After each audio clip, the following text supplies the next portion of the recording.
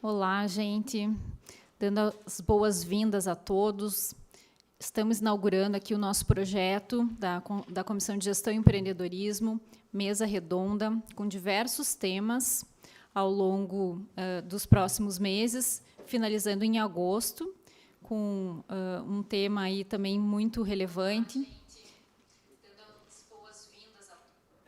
Um tema muito relevante, que é segurança psicológica, felicidade e conflito de gerações. Teremos a participação do Bruno, que está aqui conosco hoje. E hoje, iniciando aqui o nosso projeto, estamos com um tema de desenvolvimento de líderes nos escritórios e departamentos jurídicos, com a Samantha Albini, o Fernando vai precisar me ajudar com o sobrenome dele, não sei como pronuncia, Schumacher, e com a Silvia Locatelli. Então, são 3 especialistas nessa área aí de gestão de pessoas, de liderança em escritórios e em corporativos do jurídico, e, com certeza, teremos um evento muito interessante. Reforço que estamos aqui fazendo a transmissão pelo YouTube. Quem quiser comentar, perguntar, compartilhar alguma experiência, vamos estar fazendo esse acompanhamento lá também, para que a gente possa repassar as perguntas para os nossos palestrantes, debatedores e mediadores de hoje. Muito obrigado e tenham um bom evento.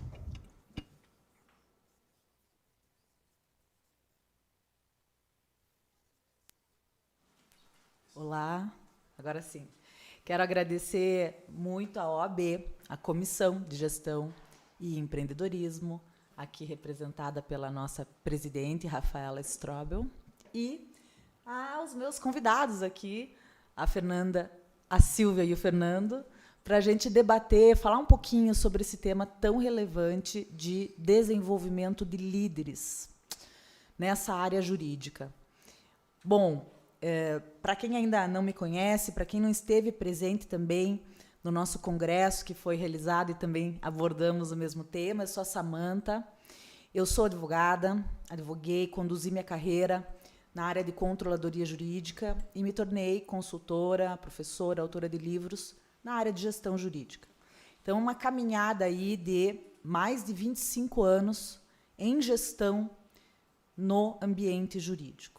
Então, vocês podem imaginar o que a gente verifica aí no dia a dia, né, dos escritórios e departamentos jurídicos.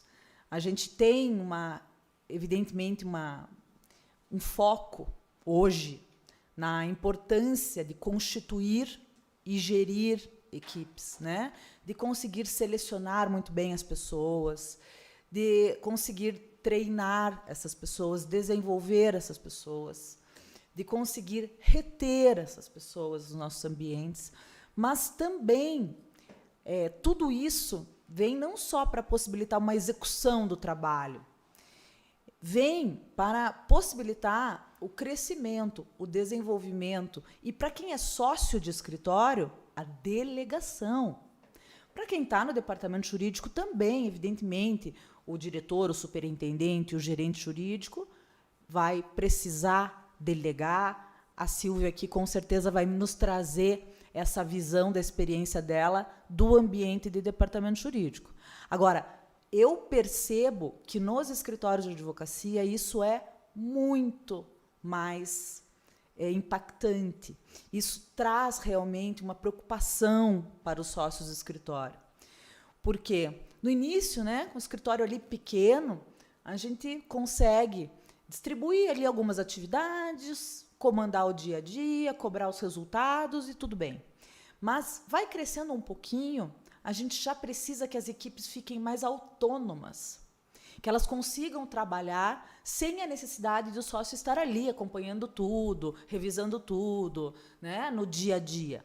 Realmente o sócio acaba se distanciando um pouquinho da operação, até porque, via de regra, ele está mais ligado na gestão geral, ele está mais ligado no relacionamento com os clientes, com o mercado. Então, ele não consegue mais estar fazendo aquele microgerenciamento que nós dizemos, né? E justamente não é essa a ideia. A ideia é que ele possa ter as equipes autônomas e que o escritório funcione sem a necessidade dele estar acompanhando tudo. Então, nesse contexto, as lideranças, seja uma liderança jurídica propriamente dita, que seria um gestor jurídico, um gerente jurídico, gerente da equipe técnica, seja um controller jurídico, que é um líder da área de controladoria jurídica, que é uma das áreas de suporte, seja um gestor administrativo financeiro, que também tem o seu papel em outra área de suporte, sejam coordenadores de áreas, né, também muito comum nos escritórios, nós precisamos desses líderes bem desenvolvidos. E qual que é a regra que nós temos hoje? Aquela pessoa que é mais antiga, mais tempo de casa, acaba sendo promovida a algum cargo de coordenação ou de gestão. Ou então, né, aquela pessoa que se dedicou, trouxe um resultado melhor também ali, né, pelo resultado que ela trouxe. Mas aquele profissional, ele trouxe um bom resultado ou ele tem bastante tempo de casa numa posição geralmente operacional. Ele não tem as habilidades, as competências desenvolvidas para exercer a liderança. Exercer a liderança requer efetivamente o desenvolvimento. E aí vem aquela velha máxima, né? Às vezes você estraga porque você comete o erro, porque aquele profissional é um excelente profissional técnico, você o coloca numa posição de liderança, ele não consegue mais exercer a liderança, ao mesmo tempo ele também já não está só naquela área operacional que ele atuava, e aí você acaba não podendo muitas vezes voltar, né? Você não consegue aí regredir ao status anterior. E, puxa vida, é muito comum, eu vejo isso no dia a dia, por exemplo, lá na minha empresa, os sócios de escritório ou gerentes de departamento jurídico solicitando: será que tem uma mentoria? Será que tem um treinamento para os nossos líderes? Porque justamente eles foram colocados num cargo de liderança sem a condição de exercer essa liderança. Só que agora não tem como voltar atrás. Então, nós precisamos dar um jeito, né? Então, de fato, é muito importante, né, que nós possamos desenvolver bem essas lideranças antes de colocá-las numa posição, porque isso pode não só prejudicar a elas mesmas, que não vão conseguir desempenhar o que o escritório necessita, né, aquilo que o departamento jurídico espera dela, mas também as equipes que estão ali submetidas à gestão dela, o resultado como um todo, né, que a gente deseja, tá? Então, precisamos mesmo evoluir, né, nessa questão toda de desenvolvimento de liderança. É muito importante que a gente comece falando no que consiste a liderança, né? Lembrar um pouquinho que a liderança é a habilidade de inspirar, envolver, gerir pessoas, extraindo delas o seu melhor para atingir os objetivos. E esse aspecto tem sido cada vez mais trabalhado em todas as organizações. Ou seja, reconhecer os pontos fortes das pessoas e trabalhar esses pontos fortes, ou seja, extrair esse melhor. Claro, todos nós temos pontos frágeis, evidentemente que também vamos trabalhá-los, não é? No sentido do desenvolvimento, pelo menos para torná-los pontos neutros, vamos dizer assim, ainda que não se tornem fortes. Mas os pontos fortes sendo reconhecidos tanto pela pessoa como pelos demais, é algo que é uma estratégia muito interessante para você dar foco, concentrar nisso e aproveitar justamente esses pontos fortes para extrair os melhores resultados. Algumas frases interessantes aqui do Peter Drucker, nosso papa aí da administração de empresas, e que se aplicam, né, muito bem ao tema. Nenhuma instituição pode sobreviver se precisar de gênios ou super-homens para administrar. Ela deve estar organizada de forma a ser capaz de seguir em frente sob uma liderança composta de seres humanos medianos. O que ele está dizendo com isso? O que ele está querendo dizer é que nós precisamos, dentro de um aspecto médio de desenvolvimento, de conhecimento e de experiência, conseguir fazer a liderança, não aquela liderança que às vezes é realizada por uma pessoa que tem um super dom de líder e que vai chegar e vai inspirar. Tudo bem, se isso acontecer, é excelente. Mas nós precisamos conseguir fazer a liderança com esse aspecto mediano de desenvolvimento que nós temos, né? Com aquilo que não é nada extraordinário. E é possível fazer isso, né? Também ele diz: os líderes que trabalham de forma mais eficaz nunca dizem eu. E isso não é porque eles treinaram para não dizer eu. Eles não pensam eu, eles já pensam o nós. Eles pensam time, eles entendem que o seu trabalho é fazer o time funcionar. Gente, isso é muito complexo. Porque aqui a gente também está tratando da questão do autoconhecimento, do conhecimento da equipe que você está gerindo e de algo que muitas vezes é intrínseco ao ser humano e que é inconsciente, que é o jogo de poder. Em qualquer organização, em qualquer grupo social, nós temos jogo de poder. É natural do ser humano. É a disputa pelo território, pelo poder, pelo status, né? E isso, muitas vezes, é o que nos traz segurança.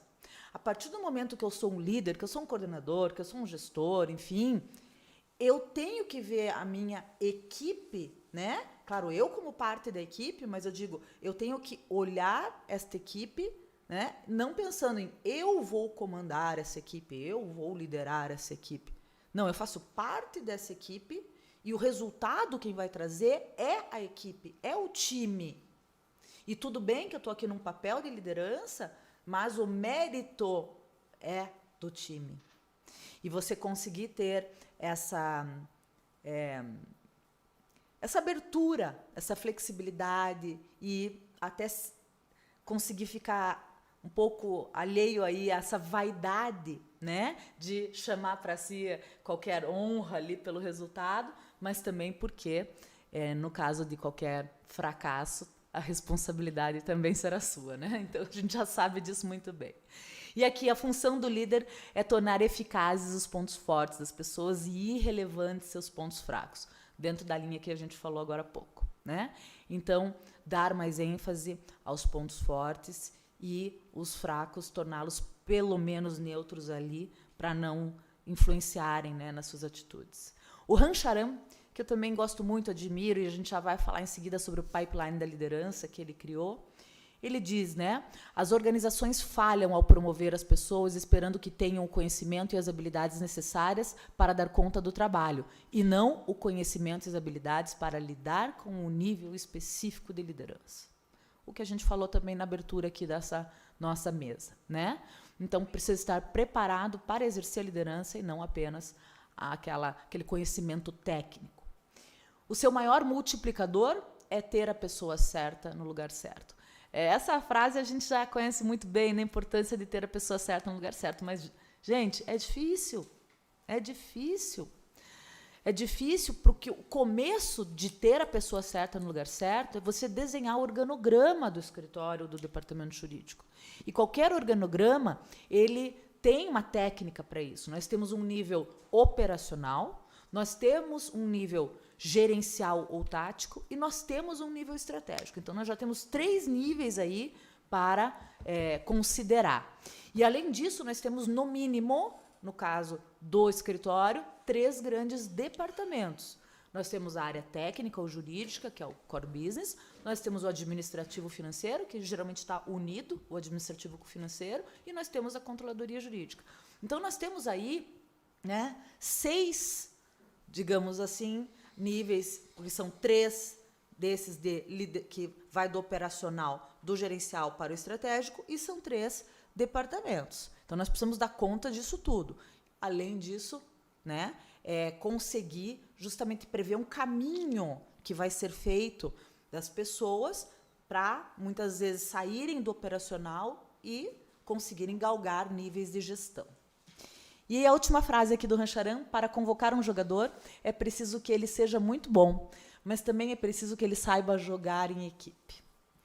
E aí, como nós falamos há pouco, isso requer uma visão mesmo, um sentimento, né, de time e cada um com a sua responsabilidade, com o seu papel dentro daquele time. Eu acho muito interessante que façamos uma analogia realmente com um time de futebol, por exemplo, né? Futebol tão famoso no Brasil, todo mundo mesmo que não goste conhece.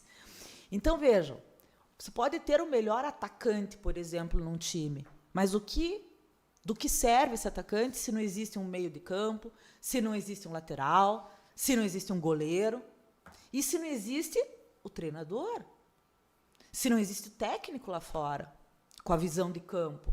Ele não entra em campo, mas precisa estar lá fora para ter essa visão sistêmica, porque só ele tem.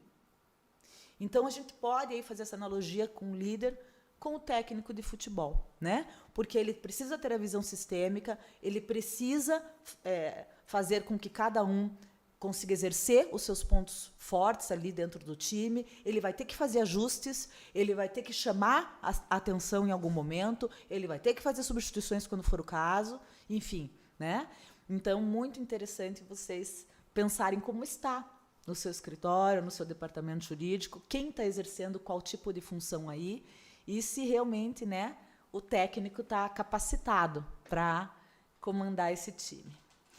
Então, esse aqui é o famoso pipeline da liderança do Rancharan, e nos mostra aí, né, 7 níveis de liderança.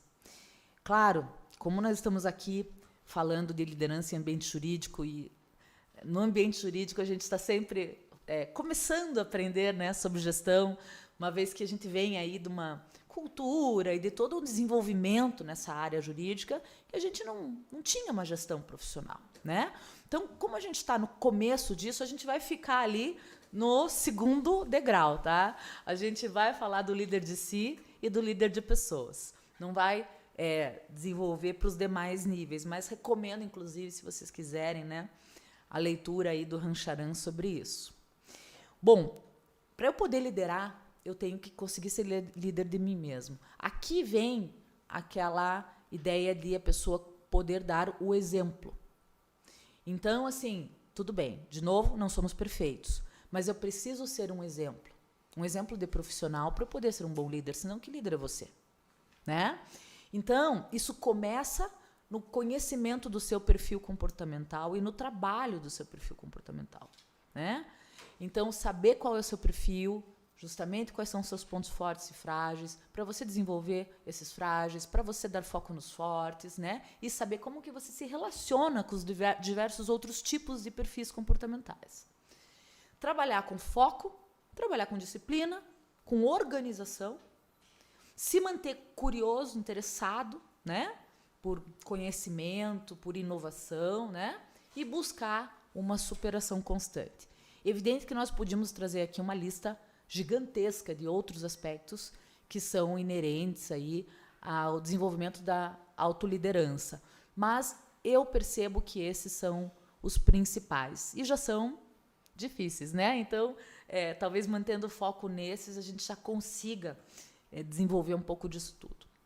E depois, para se tornar líder de outros, né?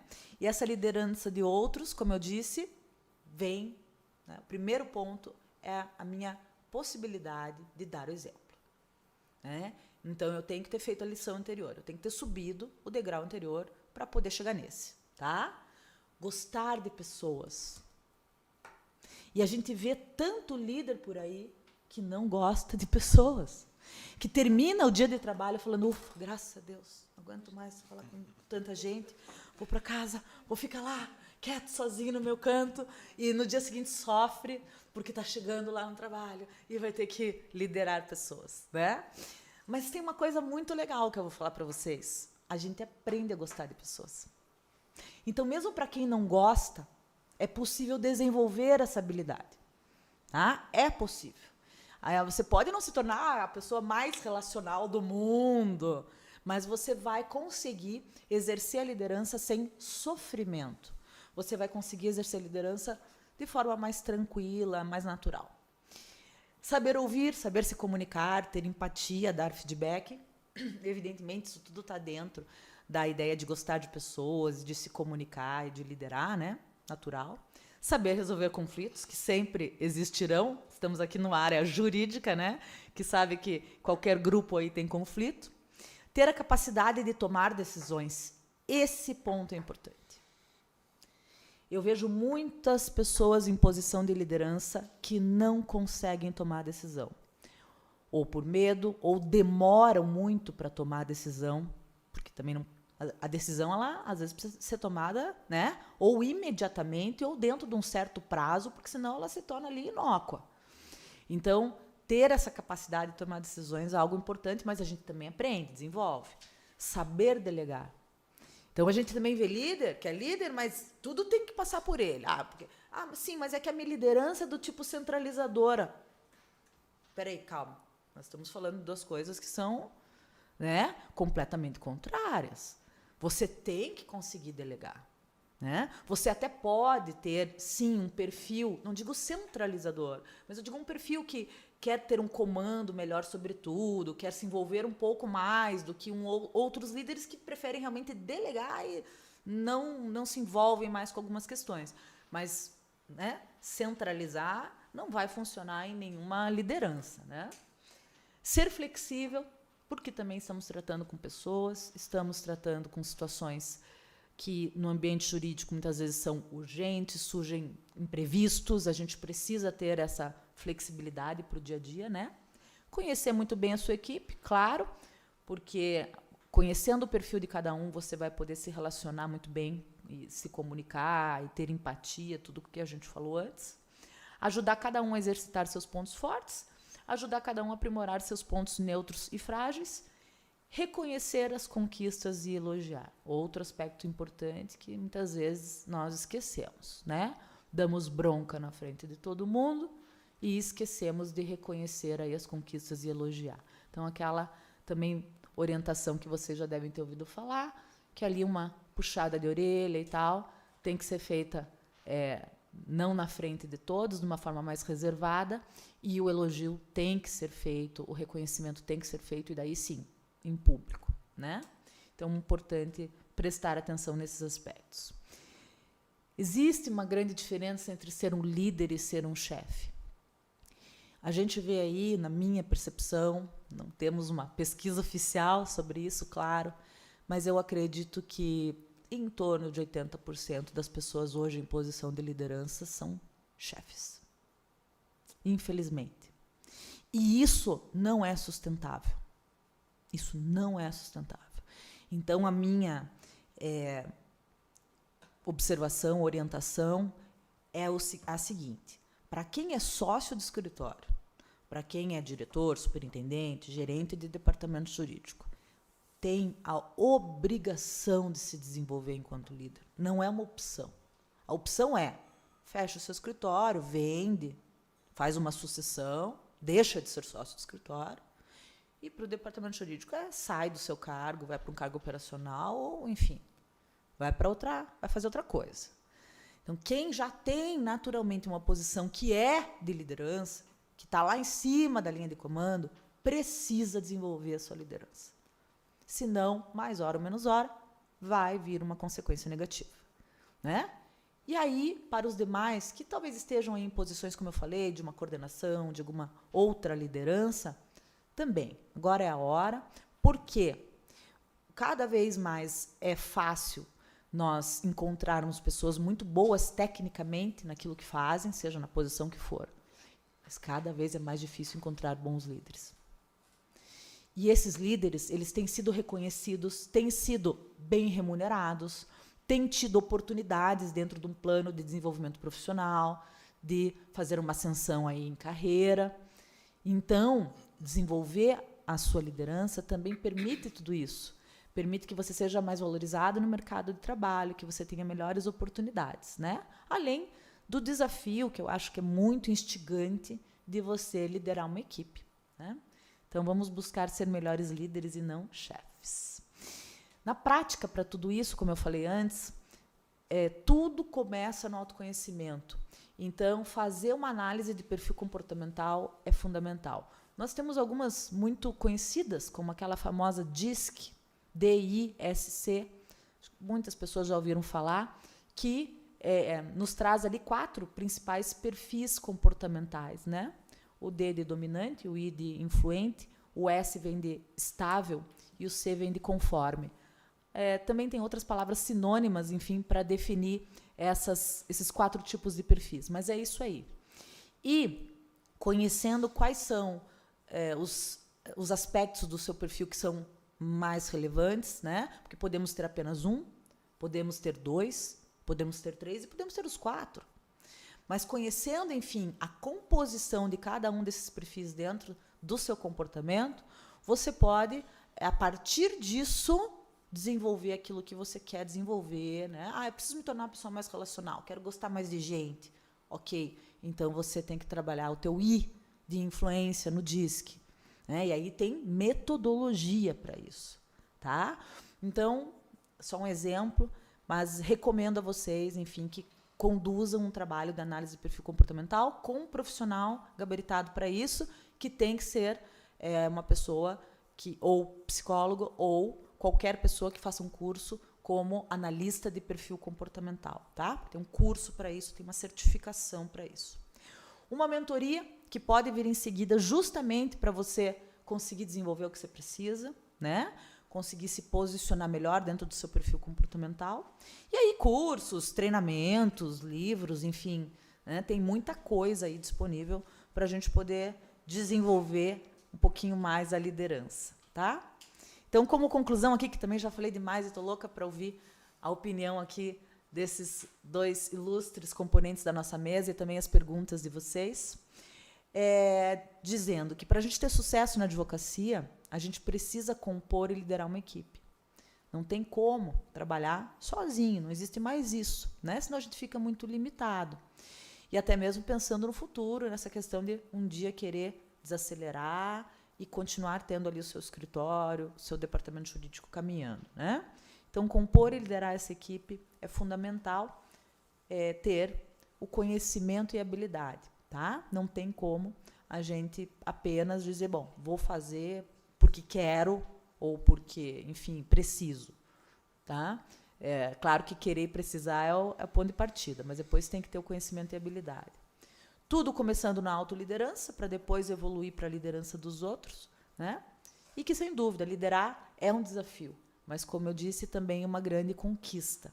Quando a gente percebe que existe um time, né, em sinergia, trabalhando em prol de um resultado, e que isso tudo está sendo bem orquestrado, bem conduzido, é muito gratificante. Espero que todos possam, um dia, né, exercer, em alguma medida, uma liderança e sentir, né, isso como uma grande conquista na sua vida, no seu currículo, na sua carteira, na sua carreira. E aí, sim, agora abrir para os nossos debates e também perguntas e comentários. Nós temos pessoas nos acompanhando no YouTube, então também podem ficar à vontade aí para trazer no chat algumas perguntas, comentários, como quiserem, né? Mas desde já, abro a palavra aí para vocês colocarem seus aspectos, seus pontos. Doutora, quer começar? Não, pode começar. Boa noite, pessoal. Boa noite, doutora Silvia, doutora Samanta. Sempre uma alegria ver e escutá-la palestrar. Eu fiz com muito orgulho, aceitei o convite, porque é um tema que me interessa bastante. E eu vou contar primeiro uma experiência do nosso escritório, depois fiz também alguns apontamentos sobre alguns dados, que acho que dá para a gente falar legal aqui. O nosso escritório trabalha tem um setor massificado, tem setor estratégico, que é onde eu trabalho, e tem setor trabalhista também, enfim, tem várias áreas. Trabalha na cadeia do abastecimento. Eu conversei muito com o nosso líder desse setor estratégico, que é o Bruno, e hoje à tarde, quando ele sabia que eu vinha aqui, a gente comentou bastante sobre isso. A primeira coisa que eu acho interessante comentar é que nós fazemos, o escritório faz, doutora Samanta, todo mês um trabalho de PNL geral com todo mundo. Então, uma sexta-feira por mês, uma manhã, ninguém vai trabalhar.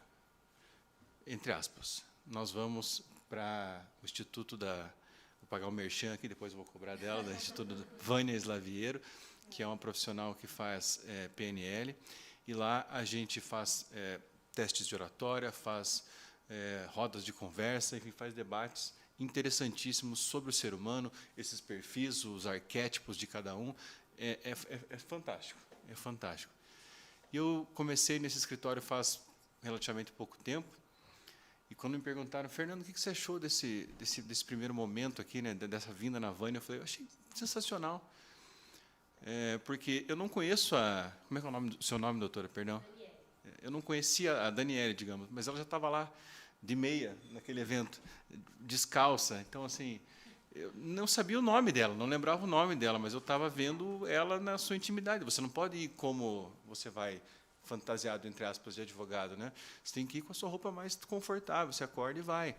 Isso tudo faz o quê? Faz com que as pessoas se conheçam. Então, o nosso sócio majoritário, o doutor Alane, sabe de cada um como se veste, como é na intimidade. E, lógico, que tem exercícios provocativos.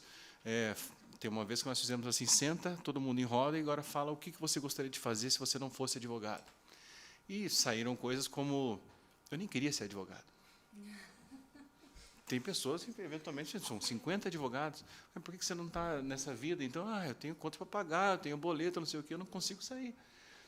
E as pessoas choram, choram, às vezes, lá na frente de todo mundo, e não tem como você não se conhecer. E aí, me perguntaram, o que você achou mais fantástico? Eu falei, isso. Porque o doutor Alain também vai, né, que é o sócio proprietário, todo mundo vai, o RH vai. Até, eventualmente, se você for fazer um feedback com aquela pessoa, não, aquela pessoa, lembra que ela foi lá e chorou? Lembra que aquele lá ele é mais reticente, ele não gosta de Navânia? Você vai saber exatamente como abordar aquela pessoa para se comunicar. Então, eu acho que isso é fantástico para o desenvolvimento não só da liderança do escritório, mas também para o conhecimento do perfil e da equipe. Eu acho que, como um primeiro comentário, seria isso que eu gostaria de fazer. Excelente. Bom, depois da palestra da Samantha, uma baita palestra, né? Nós já nos conhecemos há muitos anos. Me senti bem honrada em participar aqui dessa mesa com a Samantha e com o Fernando, doutores aí realmente no assunto. E eu queria trazer, assim, das reflexões que a Samantha nos apresentou, vários pontos, assim, alguns pontos pessoais, né, profissionais pessoais meus, e alguns de colegas, de pessoas que eu tive o prazer de ver o desenvolvimento. Né, um ponto muito importante assim que a Samantha nos trouxe é essa questão do desenvolvimento do líder. Justamente, nos escritórios de advocacia, eu posso dizer que já trabalhei em vários lugares, algumas pessoas me conhecem mais, então, assim, acho que um quesito que acredito que eu tenha deve ser a adaptabilidade, que é eu preenchi lá um dos itens que a doutora Samantha nos apresentou. Mas que eu acho muito importante, e eu acho que é fundamental, não só para um líder, mas assim, para o profissional, principalmente na nossa área. E, assim, as oportunidades de liderança, elas acabam surgindo, claro. E para mim também surgiu, acredito que para muitos de vocês, ou o pessoal que está nos assistindo, ou vai surgir para alguns que ainda não tiveram, oportunidades por ser um profissional que se destaca dentro do escritório ou que se destaca dentro de uma empresa. Então, isso acaba realmente chamando a atenção sobre a sua pessoa e é claro que isso vai lhe gerar uma oportunidade. E aí cai naquilo que a doutora Samantha apresentou para nós, esse desenvolvimento. Essa pessoa está preparada ou ela não está preparada para a liderança. Ela vai, inicialmente, claro que algumas pessoas têm já uma liderança nata, podem ter, com certeza. Existe esse perfil, mas a liderança, em termos sociais, não em todos os aspectos que a doutora Samantha apresentou ali para nós, e em muitos outros, né, que nós vamos descobrindo ao longo do desenrolar desse nosso desenvolvimento como líder. Então, o que eu acho importante é justamente buscar o caminho. Se essa pessoa, você foi escolhido para ser um novo líder de uma área do seu escritório, da empresa, ou qualquer outro lugar, um negócio que seja, né? De repente vai sair do jurídico, mas pode ser um negócio, isso se aplica para todos. Eu imagino que, logicamente, quando você entra nesse mundo, você tem todo o pipeline do Rancharan. Tudo aquilo você vai desenvolver, ou você já vai se deparar com muita coisa. Então, assim, uma coisa muito importante é você estudar, né? Você estudar o terreno, né? Sendo bem simples assim nas palavras. Estudar aquelas pessoas, estudar aquela área. Como é esse trabalho? Se você já conhece, ok, mas você não conhece a fundo. Mas eu trabalho nesse escritório, né? Eu já conheço aqueles colegas, eu trabalho com eles são muito, né, nós nos damos muito bem, mas você não é o chefe, né? O chefe, o líder deles. Né? Eu conheço aquele trabalho, não, nós fazemos aqui todo o mesmo trabalho nesse escritório. Como é que funciona? Não, eu só vou liderar as pessoas, que é os 2 primeiros andares ali do pipeline, né? Eu liderar assim e as pessoas. Mas não é só isso, mas você pode começar com isso. Você estudando isso, para você ir desenvolvendo, você vai buscar tudo aquilo que a Samantha falou, cursos, né? Muito assim, se conhecer. Eu mesma já fiz vários testes, fiz com profissionais, fiz outros sozinha, também fiz. Me conheci. A profissionalização disso, a capacitação. Você pode buscar dos teus pontos fracos para desenvolver, dos pontos fortes para melhorar. E aí também você vai contribuir para o crescimento dos seus liderados. Porque, à medida que você for alçando voos mais altos, você pode se tornar um líder de líderes, que é o pipeline. O líder de líderes, você vai ter que desenvolver líderes. Nem sempre você vai contratar uma pessoa que já tem aquela habilidade. Então, como que você vai desenvolver uma pessoa que se você não se conhece? Né? Que isso eu acho muito importante. Você se conhecer, você conversar com essa pessoa, você trazer ela para perto de você. Será que eu quero colocar ela? Ou será que ela já está ali quando eu entrei como líder? Será que eu mantenho ela? Então, isso vai com o tempo. No início, você pode pegar uma área do seu escritório, ela está completa, ela tem profissionais excelentes, mas essas peças, às vezes, não se encaixam. E é por isso que a gente tem que trazer essas pessoas, como o Dr. Fernando nos falou. Fazer algumas atividades, buscar fora. Será que eu não preciso desenvolver alguma outra coisa? Eu preciso saber o perfil dessas pessoas. Elas gostam do que elas fazem? Eu dou um exemplo numa prática que eu mesmo fiz. Num dos trabalhos que eu tive, eu era líder de uma área, com líder de líderes, inclusive, e eu comecei a chamar as pessoas. Uma empresa com uma cultura mais tradicional, com antigos chefes e talvez não líderes, eu comecei a chamar as pessoas do mais baixo nível hierárquico para conversar comigo. E eu estava vários níveis acima. E eu comecei a escutar algumas coisas sobre a área, coisas boas, coisas ruins, reclamações, mas eu tive a paciência de ficar ouvindo isso. E tudo isso foi alimento para o meu conhecimento, para o meu crescimento também. Puxa, isso não está legal, isso está legal. Chamei algumas pessoas e surgiu até um boato. Será que a Silvia... Gente, a Silvia acho que vai trocar o pessoal, vai mandar todo mundo embora. Você foi chamado pela Silvia? O que será que está... Ou quem não foi chamado? Nossa, mas o que está acontecendo? Eu não fui chamado. E aí aquilo eu disse assim, gente do céu, não tem nada a ver. Eu estou chamando as pessoas e eu estou perguntando, eu sou uma pessoa bem objetiva e direta, e eu perguntei, você gosta do que você está fazendo? Você quer sair da área? Ou você quer trocar aqui de função? Qual que é a tua função? O que você faz quando você chega? Algumas perguntas, porque eu queria saber. E é um dos pontos que eu vi a Samantha colocar que eu fiquei bem feliz, que é a curiosidade. Eu sempre fui muito curiosa e eu sempre quero entender as coisas antes de eu entrar naquele barco. E aí algumas pessoas falaram, eu não gosto. Eu não gosto disso, eu não gosto daquelas pessoas. Você faria alguma coisa diferente? Sim, eu faria. O quê? Qualquer coisa. Eu ouvi isso de algumas pessoas, ou algumas pessoas até apontaram algumas atividades. Então, o que eu fiz?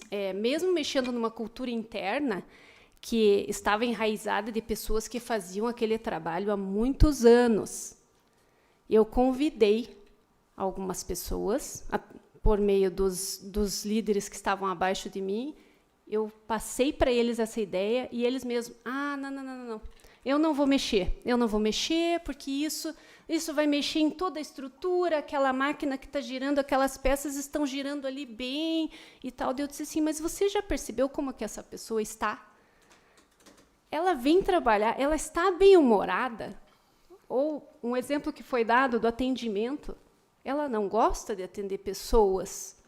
Eu não vejo uma luminosidade naquele atendimento ali, assim, como eu vejo de uma outra pessoa, que ela fala com qualquer um, ela tem uma dinâmica e tal, e ela está num trabalho que ela está ali escondida. Então, conversando com muita compreensão e vendo os prós e contras disso, a gente foi modificando algumas coisas na área e até conseguimos encaixar algumas pessoas em funções diferentes. Eu tive o prazer de ver essa pessoa se aposentar mais feliz. Essa pessoa trabalhava com um sorriso no rosto quando ela trocou de função. E era uma função que eu vou falar para vocês. Muita gente não queria. Ai, não chego. Não, se for para essa função, não quero, então eu prefiro sair da área. Então, assim, é o que uma pessoa ou várias detestam, para uma outra, aquilo é uma oportunidade. Então, para mim, assim, uma experiência que eu queria, né, contar para vocês eu vi isso muitos anos depois. Essa pessoa continuou naquela atividade, firme e forte. Eu não sendo mais líder daquela área.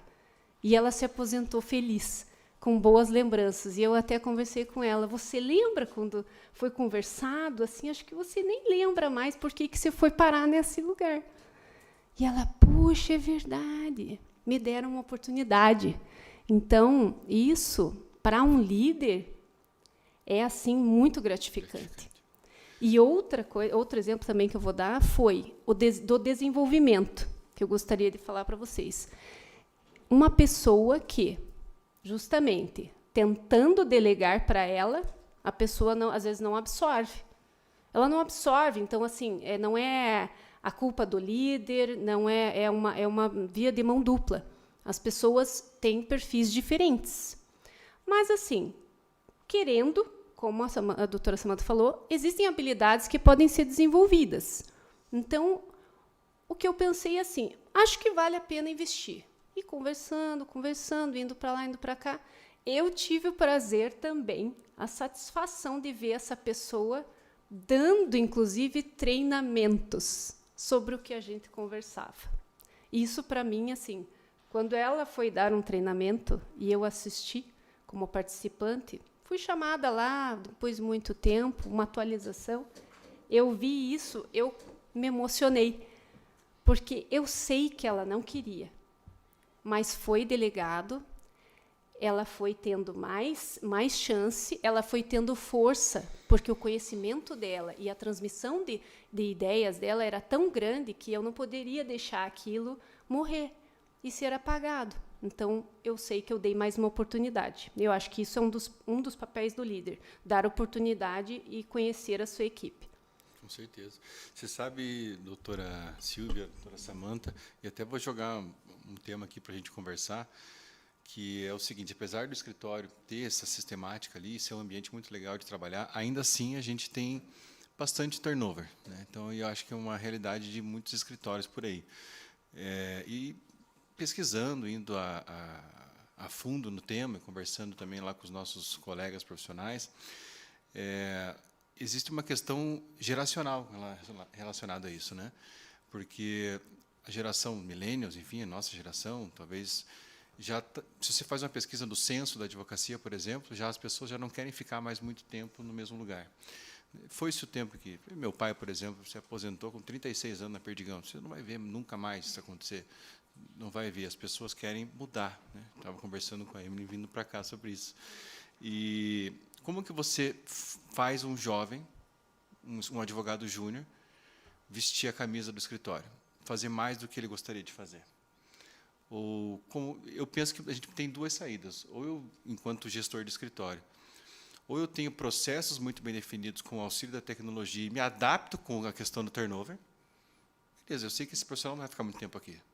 Então, eu não posso nem esperar muito dele nesse sentido, e penso no escritório, é mais uma engrenagem da máquina, e se ele sair, eventualmente, ele não vai ter tanto prejuízo, porque a máquina vai continuar. Agora, ou o outro caminho, não, eu vou fazer de um jeito que eu tenho que motivar essas pessoas, que eu vou fazê-las vestir a camisa. Mas como que eu faço isso? É só salário? É só valor? É só, sei lá, fazer uma sexta-feira casual? É um desafio imenso, é um desafio muito grande. E tende a, não vou dizer piorar, mas ficar ainda mais desafiador. A gente vê isso até nas escolas, né? As pessoas chegando nas universidades, enfim, como professor eu posso verificar isso também. Uma geração, não vou dizer mais frágil, eu vou dizer que mais suscetível à influência externa. menos resiliente do que talvez a gente foi, né? Mais suscetível a feedbacks e levar para o lado pessoal. Então, é um desafio muito grande para o gestor. Não sei o que as doutoras pensam com relação a isso. Eu vi que o amigo levantou a mão, não sei se é o momento de passar a palavra, mas, enfim. Fique à vontade. Você quer fazer a pergunta primeiro? Eu não sei se vou atrapalhar o raciocínio dos palestrantes, mas até, primeiramente, boa noite. Boa noite. Prazer participar. Eu até me manifestei justamente porque eu acho que é um gancho muito bacana com o que o Dr. Fernando acabou de falar. O Dr. Fernando, na verdade, eu vou fazer meio que um comentário misturado com uma pergunta. O Dr. Fernando falou, olha, como é que eu faço para um advogado júnior vestir a camisa do escritório e dedicar fazer ele se dedicar a mais do que ele quer? Eu acredito que talvez, até o doutor comentou que é uma questão da geração milênio, mas, ao mesmo tempo, eu vejo que as exceções existem. Sim. E eu já presenciei oportunidades, vamos assim dizer, que a camisa estava vestida e a oportunidade não foi aproveitada justamente porque eu tinha um chefe, não um líder no momento. Então, essa oportunidade se perdeu, o escritório perdeu uma oportunidade de um líder a longo prazo, de um crescimento a longo prazo, de, quem sabe, uma inovação, até mesmo porque estava acomodada na zona de conforto, porque estava no comodismo, porque acho que até puxando um pouco o gancho, não vou me estender muito porque vai ser tema da palestra com a doutora Leonor, mas o que eu quero dizer, acho que até é um complemento ao que os doutores falaram e encaminhando para a minha pergunta. Muito dessa questão da liderança, a gente esquece que temos que ser líderes de nós mesmos. Porque, a partir do momento que você, por exemplo, abre um escritório de uma sociedade unipessoal, um advogado júnior, às vezes ele nem pensa na questão de liderança. Ele fala, não, sou só eu estou dando as cartas, mas ele não se toca que ele é o líder dele mesmo. Que, para ele ser o líder de outros, ele já começa no segundo degrau daquela escada que a doutora apresentou do... Não, esqueci. Do Rancharan. Charan. O pipeline da liderança do Rancharan. Isso. Ele já pensa que o primeiro degrau, na verdade, é o segundo. Ele pula o primeiro. Então, esses valores, na hora de você escolher a sua liderança, e até mesmo para um segundo momento, quando o seu escritório já está um pouco mais estruturado, você escolher lideranças que, com o tempo, eles não vão minando a sua operação, a partir do momento que, poxa, a informação que chega para mim é de um escritório bem estruturado, mas fora dos meus olhos, que eu já me afastei um pouco dessa preocupação com a qualidade da liderança, eu tenho essas situações que a doutora Silvia comentou que tinham pessoas que falavam, olha, eu quero fazer qualquer coisa menos estar aqui dentro. Então, a minha pergunta agora, acho que até falei demais, queria ser objetivo, me estendi um pouco demais, peço perdão.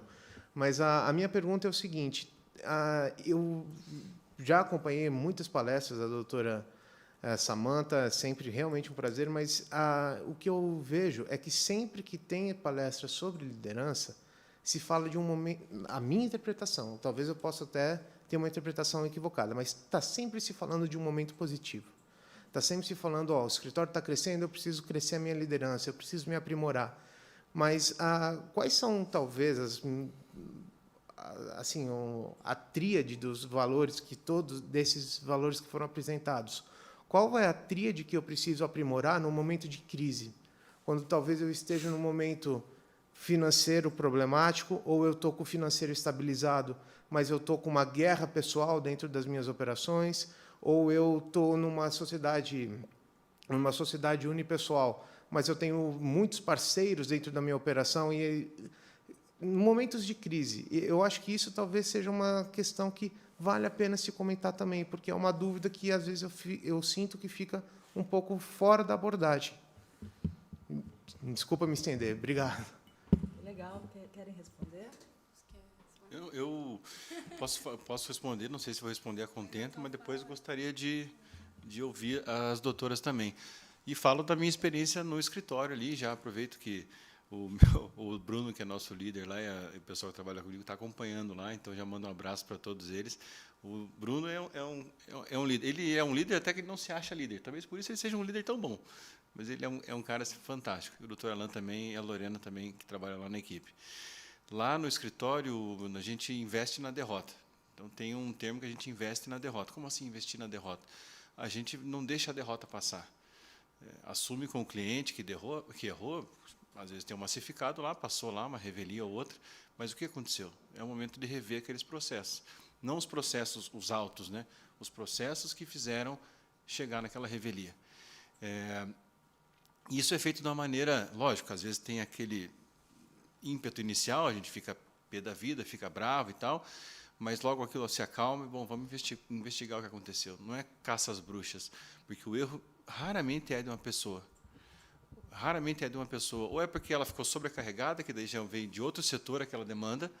Raramente é uma desídia, aliás, doloso nunca é, mas culposo também raramente é. É uma soma de fatores que levaram àquele equívoco. E a controladoria tem um papel fundamental nisso, tem um papel fundamental. Agora deu um dilema com relação, que vai dar alguns pepinos, os doutores devem estar sabendo, com relação ao endereço judicial eletrônico, DJE, né? domicílio judicial eletrônico. Isso aí, quando um cliente nosso lá deu play numa intimação e vieram 30 prazos, a gente quis morrer na segunda-feira. E até mandei no grupo, e teve uma advogada que falou comigo, não pode estar acontecendo. Eu falei, mas tá.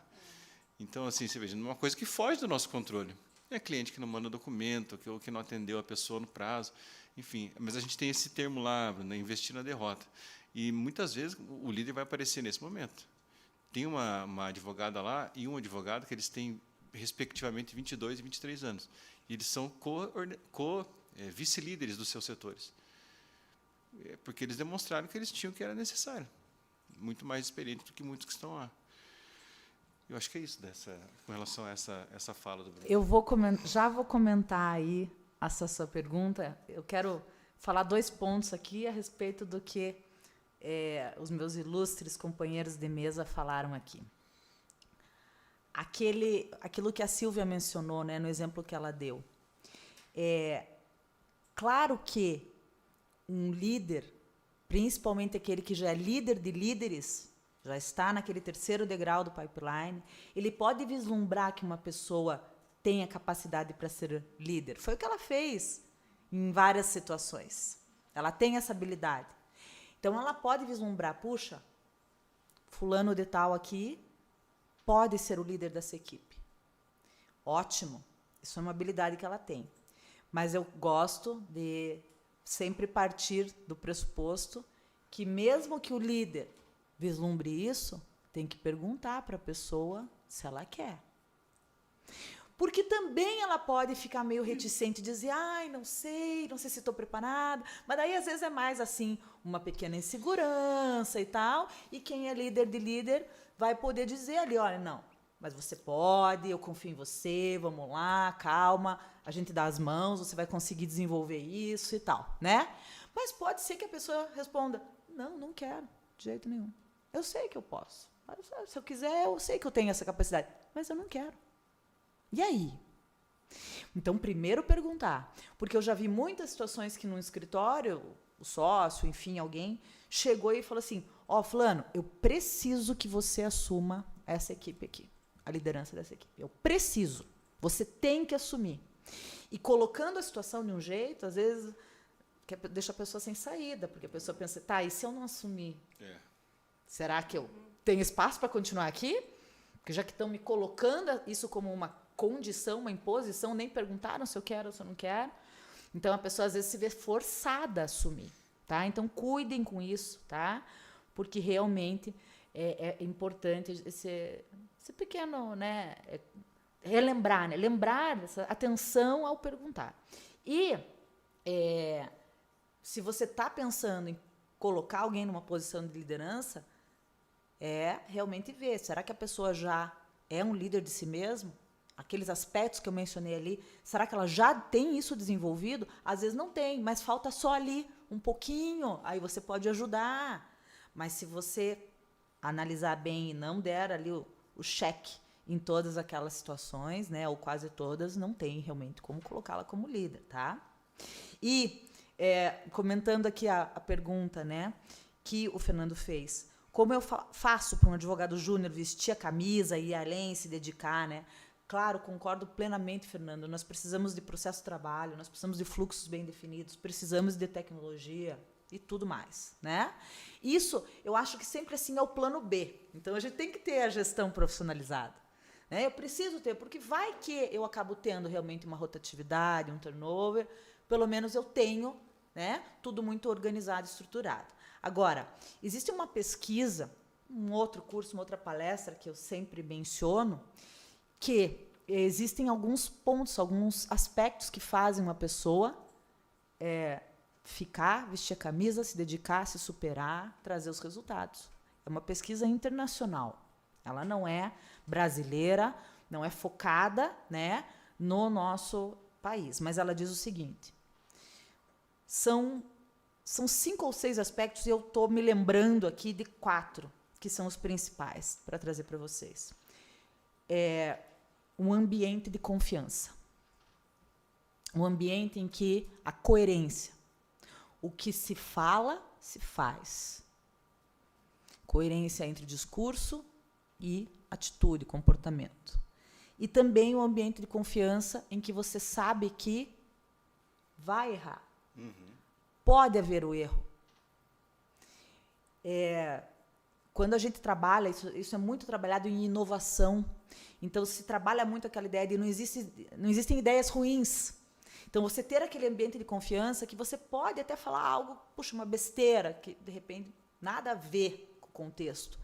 Mas você tem que ter a liberdade para falar o que você pensa, para dar uma opinião, para dar uma sugestão, né? Então, a gente ter esse ambiente de confiança, que daí também se constrói, né, entre todos do time. A possibilidade de crescimento. Eu tenho que ter alguma perspectiva, ainda que não seja um crescimento vertical, porque às vezes não existe um nível a mais ali para eu galgar, mas eu tenho que ter oportunidades de liderar novos projetos, de trabalhar outros aspectos, de mudar de área. Sabe, a gente tem que ter essas perspectivas de que eu não vou necessariamente ficar naquele mesmo lugar, naquela mesma posição. E claro que isso também tem a ver com remuneração. E agora eu preciso chamar a atenção, porque é algo que eu falo muito há anos e preciso continuar falando para todos.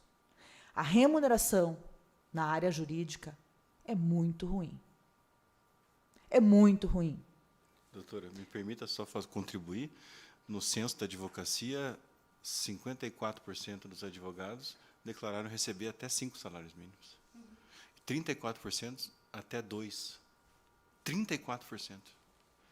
Então, vejam, nós vemos, para a gente exercer uma advocacia, a gente tem que ter 5 anos de faculdade, a gente tem que passar no exame da ordem. E, via de regra, já tem que ter ali uma pós-graduação, uma especialização, porque senão você nem tem lugar no mercado de trabalho, né? Você tem que investir mais isso, não só o investimento financeiro, mas o tempo, a energia. Então, vejam, todo um investimento, um caminho galgado. E aí, para você ter lá escritórios oferecendo R$2.000 para um advogado, R$2.500, PJ, ou associado, que ainda o advogado vai ter um custo de ISS para suprir. Então, assim, não faz sentido. Não tem como você esperar uma pessoa adequada, suprir 1.000 requisitos da vaga, oferecendo uma forma de contratação que não traz muita estabilidade, muito benefício, etc., né? E uma remuneração que realmente está muito abaixo aí, se nós compararmos outras áreas, outros segmentos, outros profissionais. Então, eu trabalho dia a dia com recrutamento e seleção, dia a dia com descrição de vaga, né, com elaboração de anúncios, né, para as seleções, e eu percebo isso dia a dia. É raro a gente ver um escritório de advocacia oferecendo uma remuneração ou uma forma de contratação que você fala, puxa, que legal, olha que vaga interessante, né? Mas a doutora acha que isso é por conta da, vamos chamar assim, falta de vontade do sócio do escritório em pagar mais, ou é um reflexo do mercado jurídico que, às vezes, tem que cobrar pouco daquele cliente, não aumenta aquele contrato, e daí isso reflete no salário que eu pago? Claro que há situações e situações, não vamos generalizar. Mas se a gente falar aí a maioria, né, eu acredito que acima de tudo, é uma falta de visão de quem é o líder ali, do sócio do escritório. Porque geralmente tem a capacidade pagadora, mas oferece um valor se baseando, sabe no quê? Ah, mas o mercado está pagando isso. Eu conversei com um colega meu, e lá no escritório dele ele está pagando isso, por que eu vou pagar mais? Então, o ponto de partida dos sócios do escritório é esse raciocínio. E vem, como eu falei, vem lá com um rol de requisitos e exigências para vaga. Tem que ter X tempo de experiência, tem que ter conhecimento nisso, naquilo, conhecimento avançado nisso, naquilo. Mas espera aí, gente, não tem coerência. É incompatível, né? Incompatível, não tem compatibilidade. A exigência com a remuneração. Né? Então, assim, a remuneração é um aspecto muito importante nessa pesquisa que eu falei. Ela sim faz atrair os melhores talentos, faz reter, faz as pessoas se desenvolverem, se superarem. E muito mais aqui no Brasil, que a nossa remuneração está péssima na área jurídica. E, por fim, um outro aspecto dessa pesquisa é colocar um desafio e trazer um ganho. Isso é muito importante quando a gente estuda gestão de pessoas, esse aspecto sempre é estudado. Você quer ver uma pessoa vestir a camisa e se superar, você tem que colocar um desafio para ela. Só que esse desafio não é só o desafio sozinho. Você tem que dizer, se você conseguir, você vai ter esse ganho aqui, essa vantagem, esse resultado para você. Então, né, tudo isso está aliado ao conceito de termos no nosso escritório um plano de desenvolvimento profissional, o famoso plano de carreira, o plano de cargos e salários. Porque fazendo um plano, eu posso rever a minha estrutura, a minha forma de contratação, a minha forma de remuneração, os meus níveis de carreira, níveis e subníveis que eu estou ofertando. E não é uma via de mão única, porque muitos sócios do escritório pensam assim, mas por que eu vou fazer um plano? Pode ser um tiro no meu pé, porque daí eu vou ficar prometendo que a pessoa vai ter uma perspectiva de carreira, mas no plano também tem as exigências de cada nível e subnível, tem avaliação de desempenho com critérios objetivos e subjetivos, que vão possibilitar que o líder realmente avalie os seus liderados e só permita que eles avancem ali na carreira se tiverem um bom resultado na avaliação. Então, o plano ele traz um resultado muito bom, eu recomendo aí para todos, e não é só para escritório grande, tá? Porque também essa é outra visão equivocada. Mas meu escritório tem 5 pessoas, tem 6, tem 8, tem 10. Já pode ter um plano, claro, um plano mais simplificado, né? Depois vai elaborando um melhor e mais detalhado, mas pode já ter um plano e já vai trazer um resultado muito bom. Então, nós temos que investir em gestão de pessoas em todos esses aspectos que eu falei para vocês. Sobre o plano que eu estava pensando enquanto você estava falando, exatamente isso. A questão do plano, o que é aplicado, que eu já vi muitos escritórios, empresas, não é um plano totalmente desenvolvido. E é muito por isso um dos grandes motivos que ele não funciona. Porque justamente você tem que ter as exigências, a avaliação e muitos outros critérios para que esse plano seja aplicável na prática. E não só benéfico para o contratante do advogado, no caso, quanto para o advogado também. Então, ele tem que ter algum interesse, né? Eu acrescento uma palavra ali nas pesquisas que a doutora Samantha nos trouxe, que é o reconhecimento. Grande maioria, 99%, eu acredito, das pesquisas que eu já li sobre essa questão de pessoal, que refletiria, né, no turnover, é o reconhecimento. E, realmente, a gente não vê isso muito, que é um dos pontos que a doutora Samantha trouxe na apresentação, que é você elogiar, não só elogiar, porque daí o reconhecimento também vem na questão financeira, ele não vai agregar nesse plano de desenvolvimento no salário dessa pessoa? Ou um desafio, ele não vai ganhar um bônus? Não, mas ele não vai ganhar nada por esse projeto, ele está envolvido num projeto com um cliente muito mais complexo do que outros. Será que essa pessoa não mereceria, dentro de um plano de desenvolvimento, ter alguns critérios para receber algum bônus? Então, essas coisas fazem com que o colaborador acabe justamente largando aquele serviço que ele está, aquele local que ele está, fora ambiente, fora só a remuneração. Mas é tudo que eu acredito que venha aliado isso ao reconhecimento, porque isso são pontos que você, como pessoa, entende de reconhecimento. Não adianta só um tapinha nas costas, como a gente sabe muito bem que funciona dessa maneira. Infelizmente, é assim. E daí também, né, a visão do líder sobre isso. E uma coisa que eu queria retornar ali sobre a pergunta do nosso colega, não sei se é exatamente isso que você quis dizer, mas assim, sobre a crise, né? E aí trago aqui esse exemplo de o que eu faço quando um profissional extremamente treinado, era uma pessoa que aparentava estar bem naquela posição, no escritório, na empresa, e, de repente, ele, não, eu não quero mais ficar aqui, eu vou mudar de setor, ou eu vou mudar de escritório. Não, eu não quero, eu vou sair. Como que o líder se vê nisso? Isso para mim, já é uma crise, né? É uma crise. Aí, o que eu já passei por isso e já fiz, já testei, né? Posso dizer que funciona um pouco.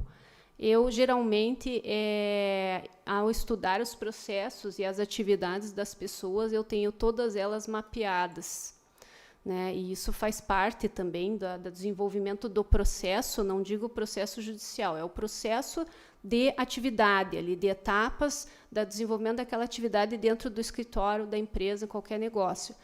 Eu tenho todas mapeadas, lógico que no começo você não consegue fazer tudo, mas ao longo do tempo é importante que você faça, e com isso, o que você pode tentar agregar naquela atividade. Eu tenho um profissional altamente especializado nisso, mas ele é solo, só ele faz isso.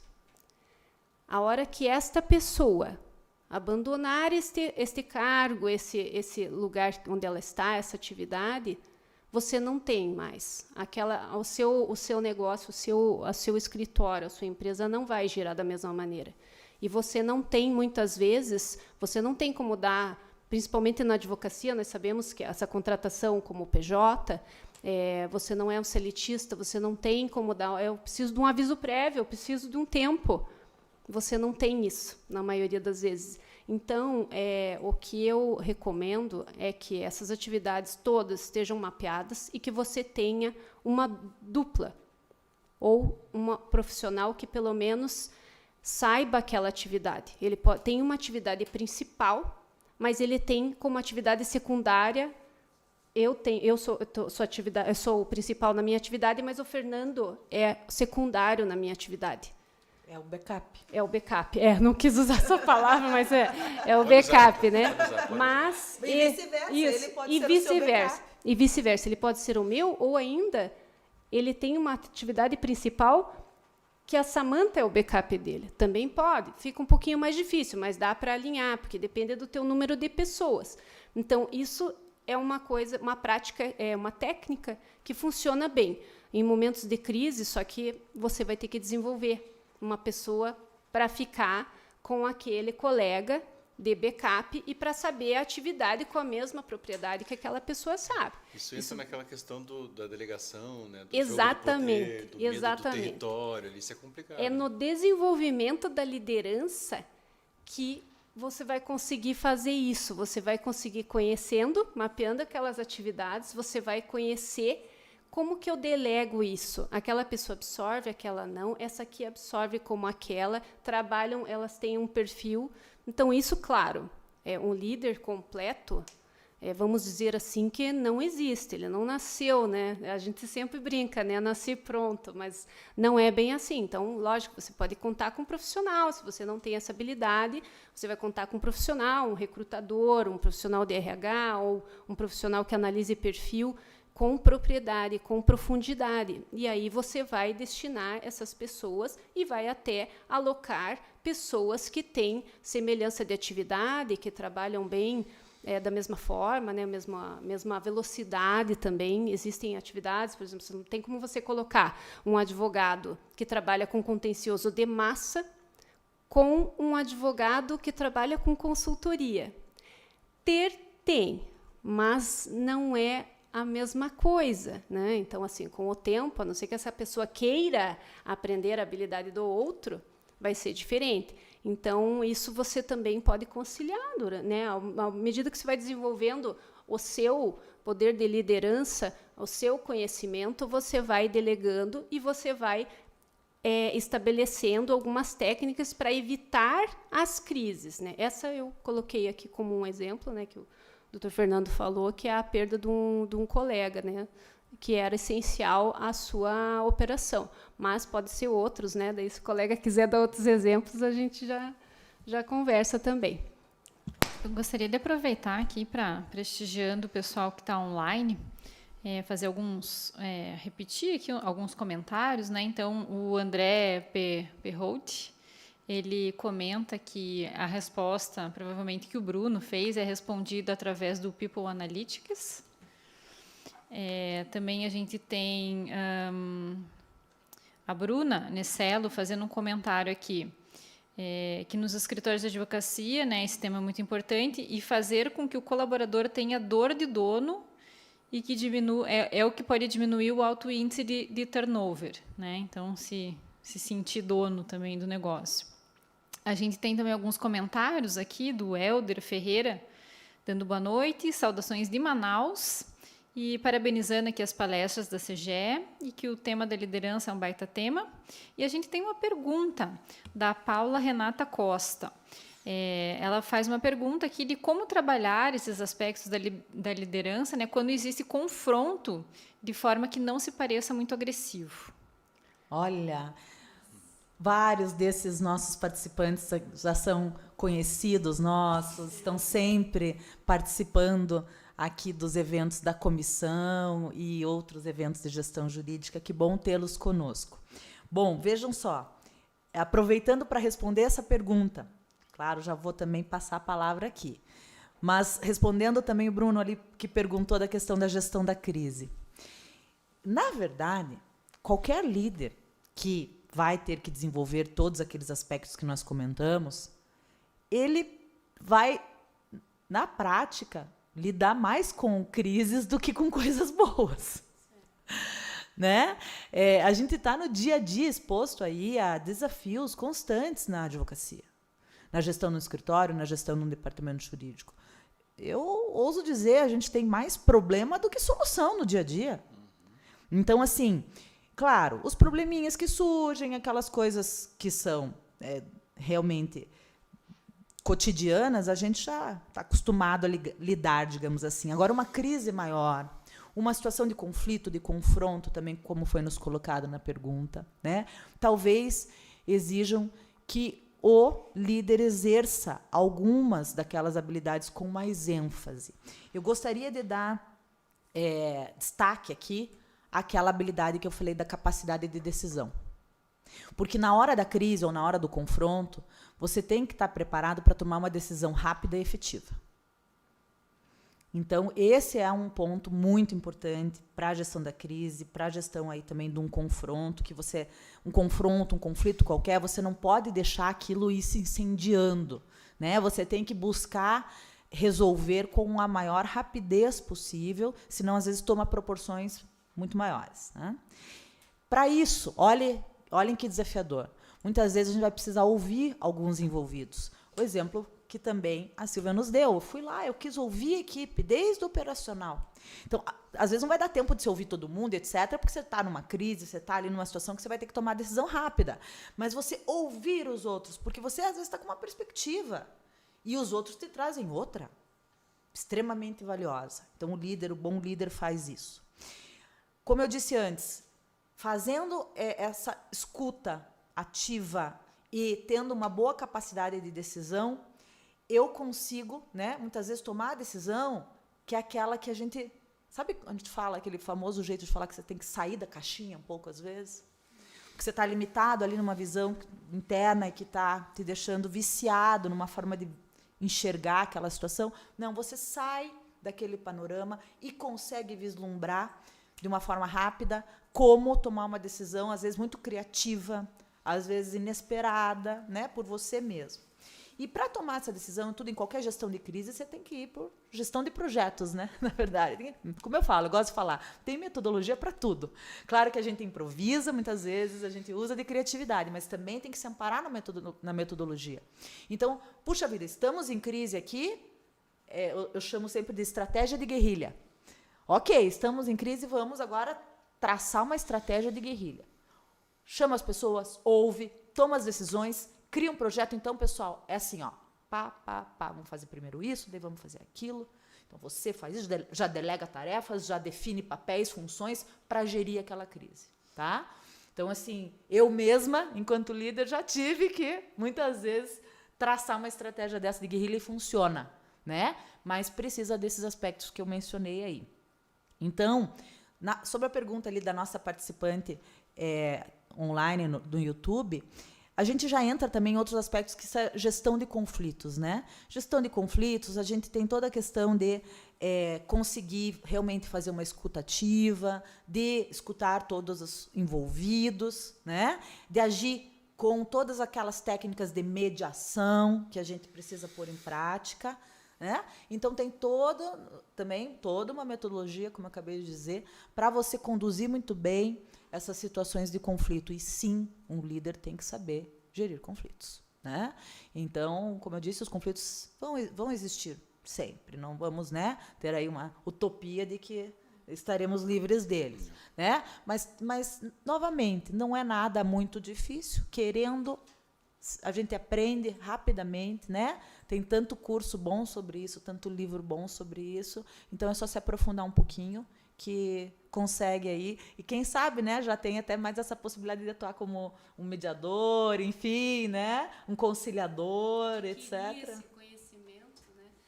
Essa questão dos conflitos é diária. É diária... desculpa. É que eu estava falando alto, então nem percebi. Essa questão dos conflitos eu vejo como diária, como a doutora Samantha falou. É uma pergunta muito importante e também entra na questão de crises, porque, dependendo do conflito, ele se torna uma crise mesmo, ele se torna uma crise no escritório inteiro. Todo mundo fica sabendo, o líder também se coloca nessa posição, puxa vida, eu tenho que tomar uma decisão aqui, então já se sente pressionado também, ainda às vezes não tem uma opinião formada, né, uma decisão formada, mas se sente pressionado. E como que ele vai lidar, né, com a crise interior dele?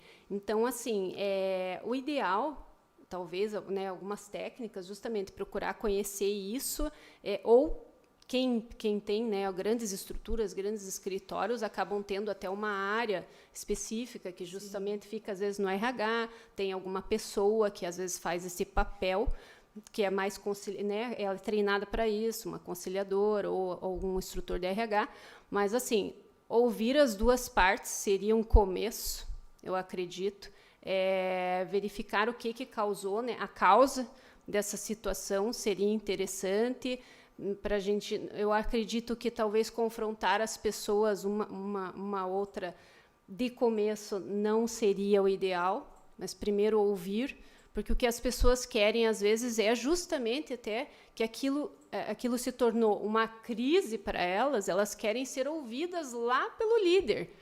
Elas querem isso. E aí, justamente, se o líder demora, que é um ponto-chave que a doutora Samantha falou, se ele demora, quanto mais ele demora, ele não precisa decidir agora, hoje, mas quanto mais ele demora, ele vai perdendo também a sua credibilidade perante os seus liderados.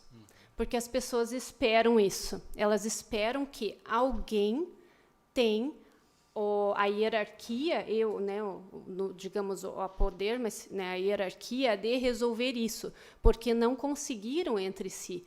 Né, o conflito entre as pessoas, o conflito, né, das ideias, ele acontece justamente porque aquelas pessoas não conseguiram. Então, você forçar aquelas pessoas a trabalharem ou a voltar ao que elas estavam fazendo, sem estudar sem saber o que é esse conflito, o que gerou isso, também não vai funcionar, porque essas pessoas não vão voltar, elas por elas, senão elas já teriam resolvido, né? Então, alguém que esteja de fora ou que tenha uma hierarquia, mas não precisa ser a pessoa hierarquia, ela vai ter que tomar uma decisão. E aí, sim, conversar com essas duas pessoas, eu imagino, né, para que torne esse ambiente agradável. Podem ser profissionais que são necessários no escritório. Se esse conflito puder ser conciliado, essas pessoas podem ser conciliadas, não vai ter nenhuma perda aí de pessoal, alguma coisa assim tão grave.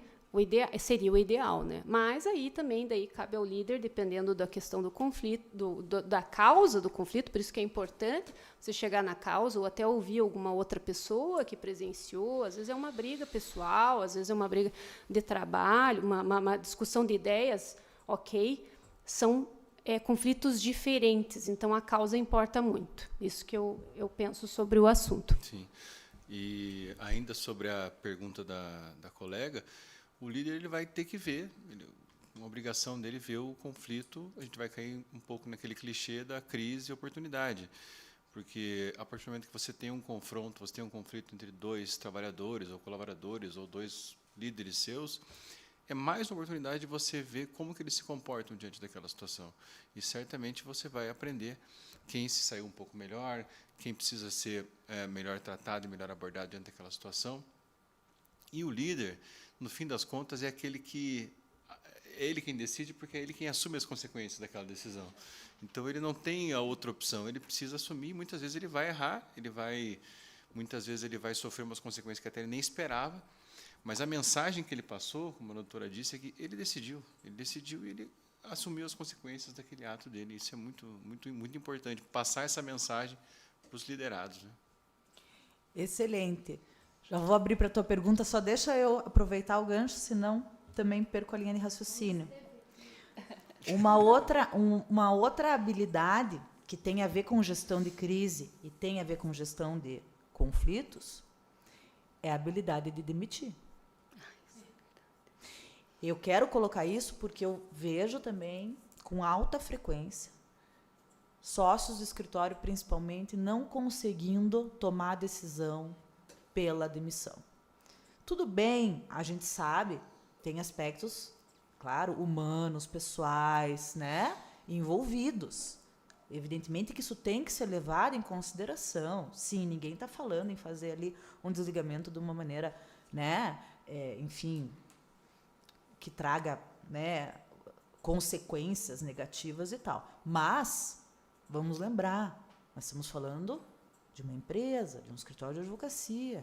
Nós estamos falando necessariamente de ter que ter um olhar corporativo, gestor, de uma gestão profissional sobre aquela situação. E também não pode demorar muito, porque se às vezes você deixa uma pessoa ali numa situação que está gerando conflito, que está fazendo mal, às vezes, inclusive para cliente, inclusive perante clientes, pessoal, você está pondo tudo a perder. Então, assim, tem muitos líderes com essa dificuldade de demitir, tem que desenvolver isso, porque tem horas que tem que tomar a decisão. Por outro lado, para quem está sendo lá liderado, cuidado, porque você pode ser realmente muito bom tecnicamente. Você pode ter diversos requisitos, conhecimento avançado nisso, experiência naquilo, só que você pode não estar sendo um bom componente do time, sendo você líder ou não. Então, vou puxar um pouco aqui também para o assunto que eu tenho muita, né, convivência, que é o da controladoria. O que a gente vê de controller muito bom tecnicamente, mas que como líder... Então, a gente ouve o seguinte: Samantha, o que eu faço? Aquela controller tão boa tecnicamente, eu não queria ter que demiti-la. Ela conhece de tecnologia, ela faz os relatórios maravilhosos para os clientes, ela sabe trabalhar com o Power BI, ela sabe usar muito bem os robôs, o dashboard, o isso, o aquilo, mas tóxica ali para a equipe. Não para ninguém na controladoria, todo mundo reclama, está ficando todo mundo doente. Então, você vê que a coisa não está funcionando. E, às vezes, não é só na controladoria. Começa a dar mal com os advogados, começa a surgir um problema com o cliente, que respondeu um e-mail meio grosseiro, meio ali na lata. Então, não adianta ser muito bom tecnicamente, você tem que se desenvolver enquanto pessoa, relacionamento, né? Tá? Então, esses aspectos aí eu coloco para a gente não se esquecer. Mas diga lá essa pergunta. Não sei se está ali. Ah, ligou. Tudo bem? Boa noite, Boa noite. mesa. Boa noite, colegas que estão ao vivo aí no YouTube. Me chamo Estela, também sou apaixonada por controladoria jurídica. Isso já faz parte da minha vida há muito tempo. E parece que vocês escreveram exatamente o que a gente passa nas dores, né? Então, eu saí também, fiz muito tempo técnico, fiz muito tempo ali o executivo. Hoje estou numa posição de liderança e não é fácil. Eu falo que liderar realmente é um desafio diário. Acho que das dores que vocês falaram, abordaram todas as dores, vindo dos departamentos jurídicos, que a gente conhece colegas, vindo dos departamentos, né, internos de escritórios. E o que a pergunta que sempre fica, né? O líder, a gente se desenvolve, e a gente sempre fala, né? Que ponto que a gente está errando, que ponto que a gente tem que melhorar, né? Porque a gente nunca está bom o suficiente, porque a gente está sempre enfrentando desafio a cada momento, né? Em cada etapa que a gente está passando, o mercado jurídico nos exige mais, os clientes nos exigem mais, e até mesmo a cultura organizacional do escritório, às vezes, não acompanha, né, essa progressão que a gente está tendo aí no mercado, que é tão exigente, e até mesmo os novos jovens, até os novos, né, pessoas que estão vindo. Então, assim, tenho várias perguntas, mas vou tentar abordar, assim, resumidamente, né? Então, gostaria que um pouquinho mais referente o que a gente, né, qual é a maior dificuldade de gerar líderes internamente em departamentos jurídicos, né, e escritórios de advocacia em relação à cultura organizacional do local, né? Até o Bruno comentou ali em relação à questão de vestir a camisa, como que a gente faz a pessoa ter, né, o brilho nos olhos, que eu sempre falo para os meus queridos liderados ali, porque eu sou apaixonada por pessoas. Então, não tem como a gente sobreviver, não tem qualquer escritório, empresa sobreviver sem pessoas, né? Então, a gente tem que gostar de pessoas. É difícil lidar com pessoas? Sim, é difícil, né? É um desafio que a gente se coloca à frente. E outra também, outros desafios que a gente está vendo com tanta progressão que está vindo no mercado. Quais são, né? Até anotei aqui para não me perder, quais são as tendências emergentes de desenvolvimento de liderança hoje no mercado jurídico que estão sendo exigidas, que estão previsíveis, né, para vir? Como os escritórios e departamentos podem se preparar para eles, né, principalmente agora que a gente está se falando tanto em diversidade e inclusão, que a gente fez tanto, né, e esquecemos do G e do S ali. Como que a gente se prepara?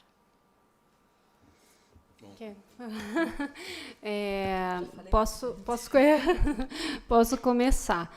Várias perguntas, hein? A controladoria é um desafio, né?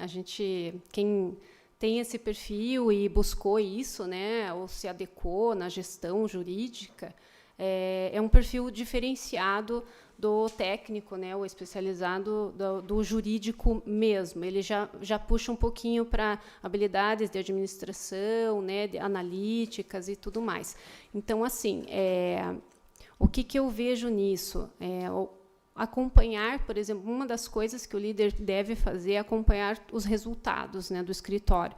E nisso a controladoria é expert, ela que vai gerar muitos desses relatórios.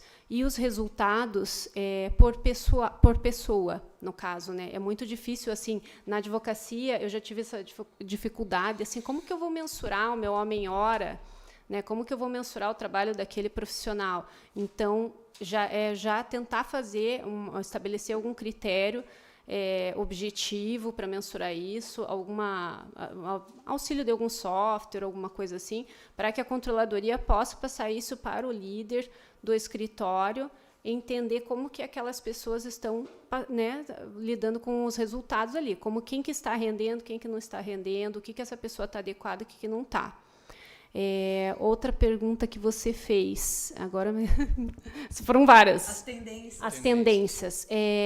Eu acredito que não só no mercado jurídico, mas como um todo, a tendência tem sido aí as habilidades comportamentais, né? E isso a gente já tem, as pessoas já têm o seu perfil, elas podem desenvolver. Então, assim, buscar, né, profissionais que você pode fazer análises, né, nas entrevistas, talvez agregar isso a algum teste. Eu já participei de testes, então é bem interessante, porque esses testes servem também para você tentar recrutar líderes, mas também para o perfil que você quer. Então, tentar fazer um recrutamento de pessoas focado naquilo que você quer, né? Habilidades, claro que com isso, como você falou, é um desafio diário, você vai aprendendo. Sim, o líder, eu imagino assim que é muito difícil o líder estar pronto, porque assim, eu acredito que eu continuo aprendendo, né? Então, todo dia. E assim, o ser humano, ele é essa coisa linda, né? Maravilhosa.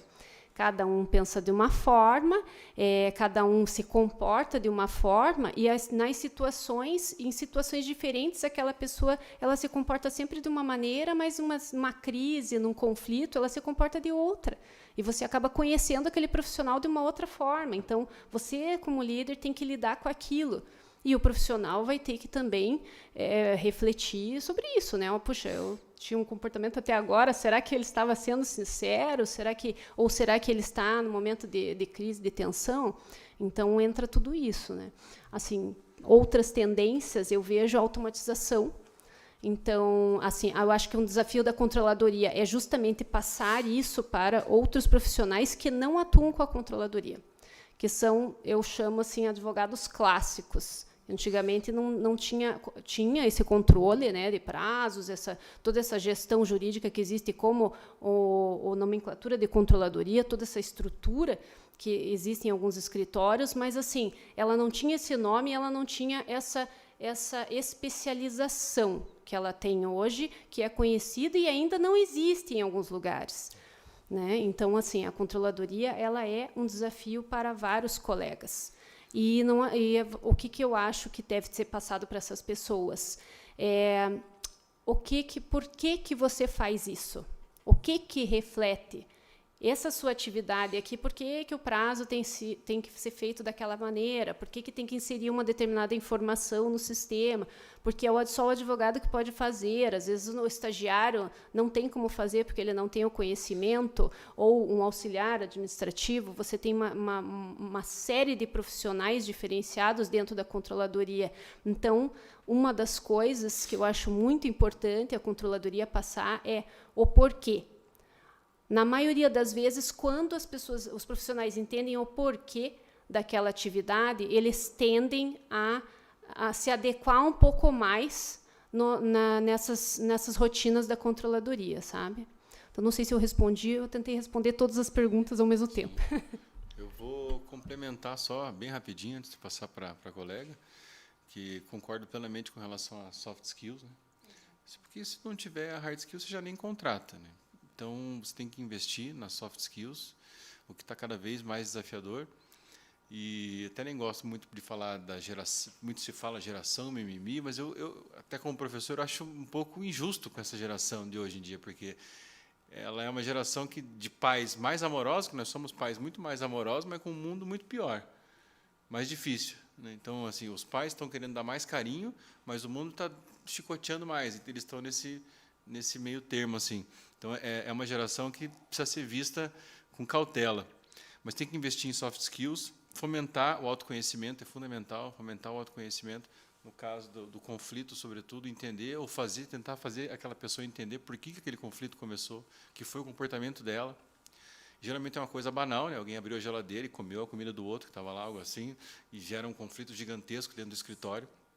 Ou um boato, o fulano vai entrar no lugar de não sei quem. Nossa, aquilo já vira um contexto gigante.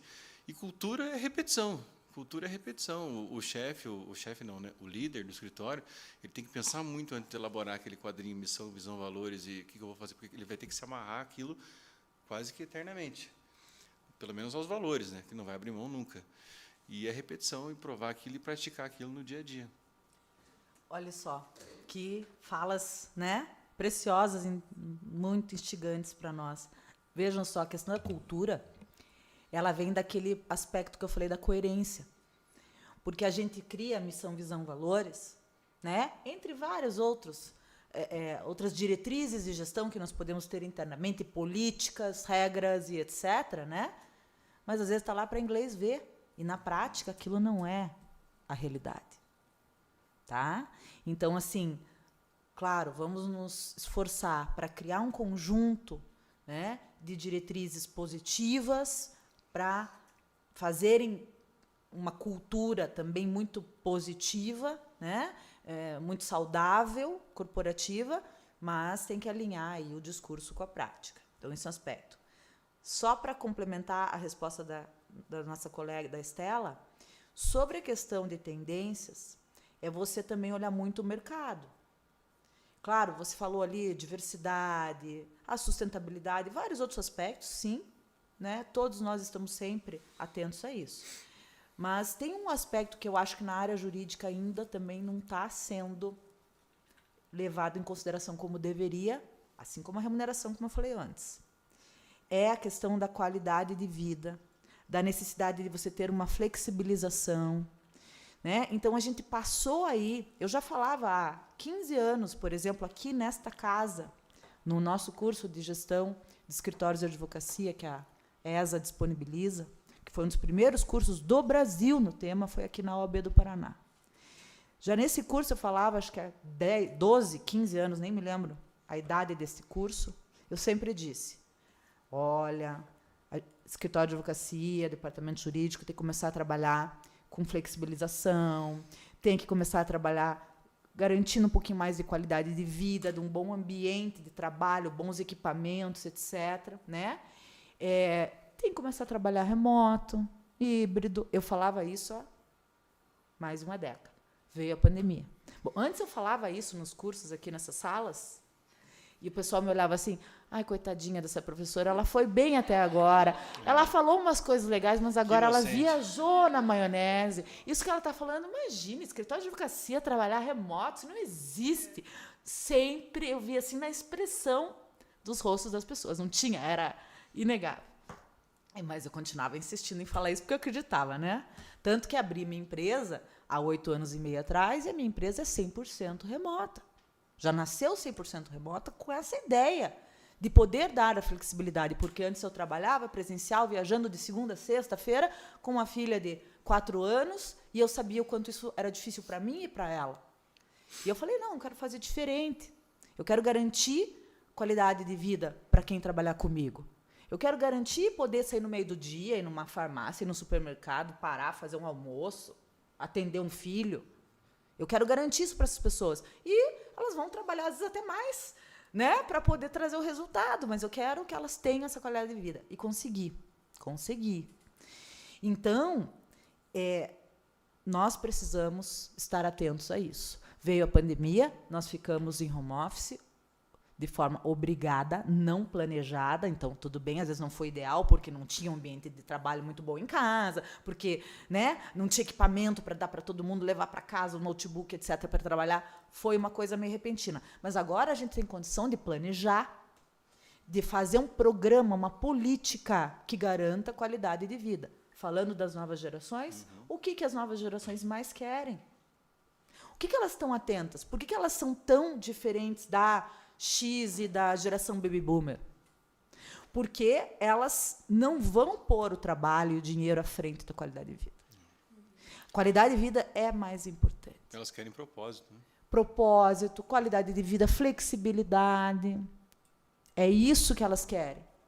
Então, não é à toa. Isso vem de uma necessidade social. E essa é uma tendência mundial de ter mais qualidade de vida, flexibilidade, né, no dia a dia do trabalho. Então, minha recomendação é essa. Se não for possível trabalhar 100% remoto, pensa num híbrido. Pensa numa flexibilização de jornada de trabalho, que possa chegar um pouco mais tarde, que possa sair um pouco mais cedo, que a pessoa, às vezes, tenha um dia da semana para ela ir no médico, levar o filho não sei aonde, ter essa possibilidade. Isso as pessoas valorizam. A pessoa fica no escritório, a pessoa se dedica, veste a camisa, porque valoriza tudo isso. Tá? O bom de ser ao vivo é que o pessoal vai interagindo com a gente, né? Daí o Bruno, que estava acompanhando lá do escritório, ele mandou aqui justamente para corroborar o que a doutora estava dizendo. Uma pesquisa, agora não vi exatamente aonde, mas americana, 2% dos jovens só tem como meta escalar a hierarquia do onde eles estavam. 2% só. O resto está em busca de qualidade de vida ou de adequar alguma outra situação. Que entra naquilo que a doutora Samanta falou, perguntar se aquela pessoa quer. Exatamente essa pesquisa ela está saindo em vários lugares, que é essa questão da geração. É uma outra geração, ela já vai pedindo, ela quer outros benefícios.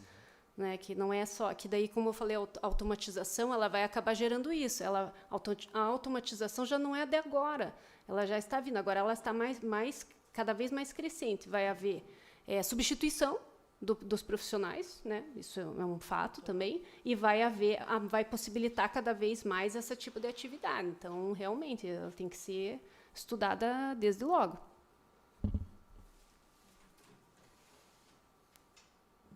Oi, boa noite. Boa noite. Parabéns para a mesa.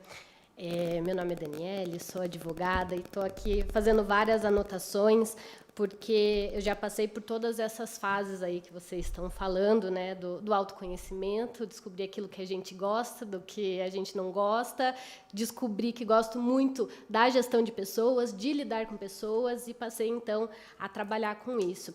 E o que eu queria trazer para vocês assim, é só uma contribuição de um trabalho que eu fiz recentemente dentro de um escritório, onde a sócia gestora lá, ela me buscou exatamente para a gente tentar alinhar a equipe dela, porque a equipe estava muito desalinhada.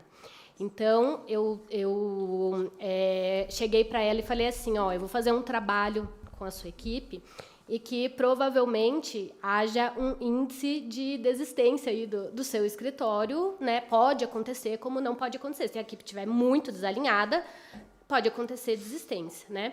Então, comecei e a pergunta que eu fazia para eles é exatamente isso. Vocês gostam do que vocês fazem? Vocês estão preparados para isso? Vocês entendem o que é esse escritório? Vocês entendem qual é a área de atuação desse escritório? Vocês estão prontos para estar nesse ecossistema desse escritório e tal? E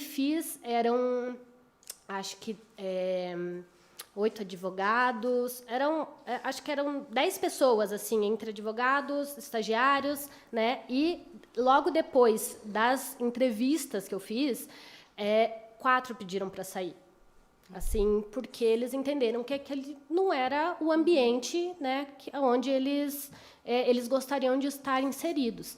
E a gente conseguiu, daí teve uma crise, né, que a gente teve que gerir, né, então alguns advogados eles acabaram ficando ali um pouco mais sobrecarregados, mas a gente conseguiu repor essas pessoas, e antes dessas pessoas entrarem, eu já conversava com elas, né, e falava, e daí, né, você gosta, você entende o que é do seu perfil, esse escritório, a área que ele trabalha é do seu perfil, né, você, né, gosta desse tipo de trabalho.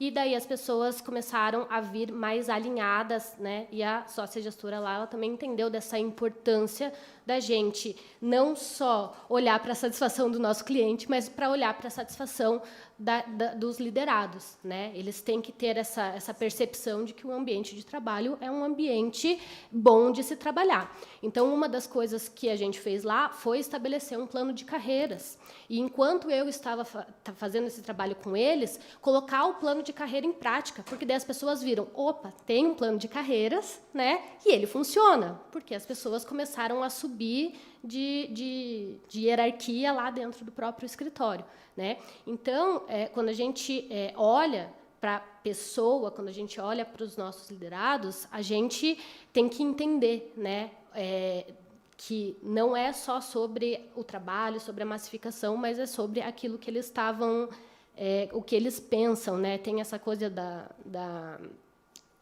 nova geração aí que, de fato, eles querem propósito, eles querem estilo de vida. Então, o escritório ele tem que se aprimorar, né? Ele tem que vir trazendo toda essa inovação e tem que estar atento a tudo que está acontecendo no mercado. E daí, assim, foi uma forma que a gente conseguiu fazer com que eles realmente vestissem a camisa, né? Tem a coerência, tem a missão, visão e valores, eles estavam alinhados com aquilo. Uma coisa que eu falava para ela, assim, as pessoas, elas só aceitam aquilo que elas criam como ideia para elas, né? Então, não adianta eu chegar para vocês e falarem, vocês precisam fazer isso. Até pode fazer, mas não vai concordar, né? Só que se a gente conversa de uma forma com que elas criem essa ideia, né, de que aquilo está vindo delas também, de que elas estão contribuindo, aí você consegue fazer com que eles vistam a camisa e se sintam pertencentes àquele ambiente de trabalho, porque é isso que as pessoas querem, né? Elas querem se sentir pertencente a algo. E daí, só para contribuir, né, sobre a gestão de crise ali, né, que o doutor falou, normalmente, como que eu costumo indicar para as pessoas fazerem? É olhar a raiz do que está acontecendo. Aí são dados. Aí, então, assim, está tendo um problema financeiro, tal, olhar para aquilo, analisar os dados, ver onde está o problema e criar o planejamento para como você vai sair daquele problema, né? Então, assim, é uma demanda de uma área que estava vindo muita ação e não está vindo mais ação, então, como é que eu vou fazer? Vou ter que recalcular minha rota, ir para um outro lugar, né, para ter uma nova demanda dentro do escritório e sempre estar atento a toda essa crise que ela, de fato, pode existir, como na pandemia aconteceu isso, né? De uma hora para outra, todo mundo em casa, né? Como é que faz? Como é que gera essa crise? Então, entender sobre gestão de crise também é muito importante. E aí a pergunta que eu queria fazer para vocês é assim: eu gosto muito de trabalhar, né, com o desenvolvimento pessoal, acredito muito que as pessoas têm que ter isso para desenvolver o profissional também, mas eu queria saber se os escritórios hoje eles estão aceitando isso, eles entendem a importância de não contratar só tecnicamente, mas também pelas habilidades das pessoas, se os escritórios estão abertos e os sócios estão abertos para isso, ou se a gente ainda encontra alguma dificuldade. Obrigada. É chuva ou são aplausos? Aplausos da chuva para nós, né? Para quem está nos vendo, está chovendo aqui, pessoal, e está começando um barulho alto. Quem está no YouTube são aplausos. Isso mesmo. Mas olha só, é muito interessante, Daniela, essa tua visão. E o que eu percebo como consultora, e ali em todo o contato que nós temos com escritórios do Brasil inteiro, de todos os portes, de todas as áreas, né? Isso é muito importante a gente ter essa visão que é sistêmica. Agora, muito recentemente, eu posso dizer para vocês que é uma questão de 6 meses para cá, eu estou percebendo que os escritórios estão começando a entender a importância de ter um plano de desenvolvimento profissional, de trabalhar a questão da cultura organizacional, enfim, né? De fazer toda uma gestão de pessoas mais alinhada aí a uma gestão profissional e as tendências, enfim. Então, assim, mas é muito recente. E eu comparo muito com a questão da controladoria, né, pessoal? A gente falava de controladoria 15, 10 anos atrás, o pessoal fazia aquela cara, o quê? Oi, o que é isso? Não sabia o que era, né? Controladoria jurídica? Oi, nunca ouvi falar. E uns 10 a 5 anos para cá, o pessoal já tinha ouvido falar, né? Então, falava controladoria, a pessoa já não fazia aquela cara, já dizia assim, sim, controladoria, já ouvi falar sobre isso. Não podia não saber muito bem o que era, mas ela já ouviu falar. E agora, mais recentemente também, de 5 anos para cá, é que a gente tem visto os escritórios buscando implantar mais controladorias, né? Que bom, então, com o tema controladoria, a gente já está um pouquinho mais avançado, apesar de ainda ter um longo caminho a trilhar. Agora, com o tema gestão de pessoas, a gente está começando um percurso longo e que precisa ser feito, precisa ser trilhado. Tem a dança das cadeiras. Quem está num escritório de advocacia que não tem uma boa cultura, porque a pessoa não se identifica, porque ela não quer se identificar, não me identifico com isso aqui, ela vai sair. Ela vai sair, mesmo que ela receba bem, mesmo que ela seja bem remunerada, às vezes ela vai trocar por uma posição, uma remuneração menor. Eu já vi isso acontecer várias vezes, né? Mas porque ela não está mais se identificando com aquele ambiente, com aquela cultura, com aquela forma de gerir pessoas. Então, assim, tem a dança das cadeiras, a gente perde talentos, é difícil às vezes repor, é difícil substituir, tá? Então, cada vez mais os escritórios vão olhar para isso. Mas eu acredito que, se comparando, por exemplo, com a questão da evolução da controladoria, eu acredito que vai ser mais rápido. Porque vai ser necessário. Porque não vai ter outro caminho, então os escritórios vão se atentar para isso mais rapidamente. Eu imagino que a gente pode pensar que daqui a uns 5 anos a gente já esteja com esse tema da gestão de pessoas muito evoluído. Muito evoluído. Até porque eu sou otimista também, então espero que seja dessa forma, né? E eu poderia falar de várias experiências, né? Enfim, 20 anos já como advogado, mais 5 de estagiário. Já tive em escritórios que o advogado contratava o estagiário para fazer função de advogado, e era uma coisa terrível. Nem se preocupava com desenvolvimento nenhum. Mas vou falar do escritório de agora, que se preocupa muito. Como lá na primeira fala minha, eu disse do nosso treinamento mensal sobre PNL, sobre prática comportamental, autoconhecimento. Mas não é uma coisa também assim que a gente pode falar que o escritório faz isso apenas e tão somente só porque é bonzinho, porque o escritório gosta tanto dos nossos funcionários. Não. É porque isso reflete no nosso comportamento, de todos os nossos colaboradores. Se eu sei que o corpo fala, se eu tenho uma aula sobre como eu falo com o meu corpo, o meu advogado, o advogado do escritório, ele vai se comportar melhor numa audiência. Ele vai ter uma power pose, como o pessoal do PNL gosta de falar. Ele vai se comportar melhor dentro dos ambientes onde ele está. E eu não sei se vocês sentem isso, mas muitas vezes os clientes, eles não estão se importando se nós sabemos o artigo 190, o artigo 1042 do Código de Processo Civil. Ele vai sair falando, puxa vida, o advogado chegou lá e ele foi dono da audiência. Ele falou grosso, ou ela falou grosso, ou ela dominou a audiência. Raras vezes a gente é elogiado, ou poucas vezes é elogiado pelo teu conhecimento, porque o cliente não tem esse conhecimento. Nossa, ele dominou a audiência, ele venceu com base naquele parágrafo. Não, é a imposição. A imposição, isso é muito do autoconhecimento, de você ter o controle, ter segurança para falar e tudo mais, oratória, isso é desenvolvimento pessoal. É a questão do comportamento, as habilidades comportamentais, as soft skills, né? E isso aí a gente consegue recrutar, mas se você não recrutar, você consegue desenvolver uma pessoa que você veja ali um mínimo de capacidade que possa desenvolver aquela habilidade, né? Essa questão do espírito de dono, que alguém comentou, né? O conhecer as dores, alguém comentou no online, é muito bom isso. Você estudar e envolver a tua equipe com as dores do escritório. Olha, o que está acontecendo? Não deixar só na cúpula isso, porque, primeiro, isso vai contribuir para a tua equipe ter credibilidade dos líderes. Puxa, ele está me envolvendo na tomada de decisão. Puxa, aí eu posso, né?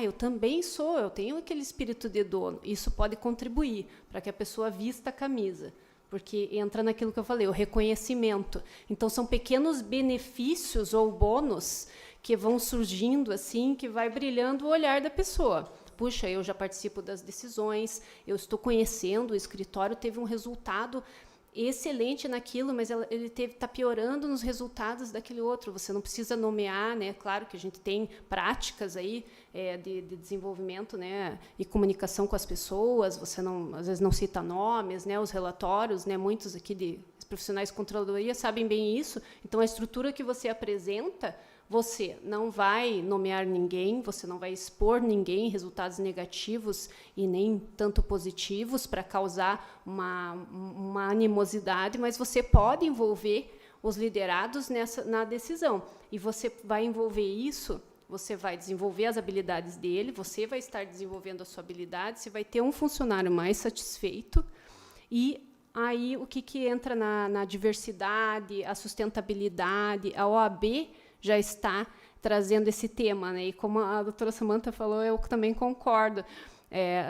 Eu acho que há pouco tempo, né, a controladoria, eu tenho exemplos aí de empresas que eu conversei com a doutora Samantha há uns 10 anos, outra um pouco mais, e fazem em 10 anos algumas empresas resolveram implantar depois da primeira conversa da controladoria. Então, assim, vocês verem que como, né, algumas coisas assim demoram para ser digeridas, ser decididas, mas um dia surge essa questão do desenvolvimento pessoal, de buscar essa habilidade. também, eu acredito que ainda está muito pouco, deveria ser mais, mas existe um otimismo aí. Eu acredito que nós estamos no caminho certo. A OAB está contribuindo muito para isso, eu acho muito importante. A gente tem uma comissão do Pacto Global, nós tivemos uma cartilha, eu acho que isso contribuiu muito para os escritórios. Hoje eu vejo escritórios de colegas com o selo dos objetivos da ONU, do Pacto Global, eles colocam alguns aqui, a OAB também contribui para esses trabalhos. Então, há essa preocupação, né? O que ainda depende é esticar isso um pouco aí no nosso universo jurídico e enraizar isso. Mas há essa preocupação, sim. Gente, o papo está muito bom. Realmente, essa mesa redonda aqui rendeu muitos frutos. Mas estamos já com 2 horas de conversa e precisamos encerrar. Então, é uma pena, mas valeu aí a experiência, né? E a oportunidade de estarmos todos aqui. Agradeço muito aos palestrantes, a Samanta, o Fernando, a Sílvia. Foi sensacional. Agradeço por participarem da comissão e por se dedicarem aí para compartilhar também muito desse conhecimento que vocês têm. Agradeço aos nossos participantes presenciais, aos participantes do YouTube, e gostaria também de deixar um convite aqui para a nossa próxima mesa redonda, no dia 20 de junho, também às 19 horas, no mesmo modelo, híbrido e presencial. O tema vai ser branding jurídico, como se transformar na escolha imediata do seu cliente. Então, estarão conosco a Vanessa Sigvaldi, a Juliane Soares e o Valdemiro Kreusch. Então, a ideia é tratar aí também, né, desse tema com uma sequência aí de outros temas que teremos, a experiência do cliente na advocacia, desafios da implementação da controladoria jurídica e, para fechar, ciência da felicidade, segurança psicológica e conflito de gerações na advocacia. Então, acompanhem as nossas próximas mesas redondas, informações divulgadas no Instagram e muito obrigada a todos. Obrigada, pessoal. Obrigada, boa noite.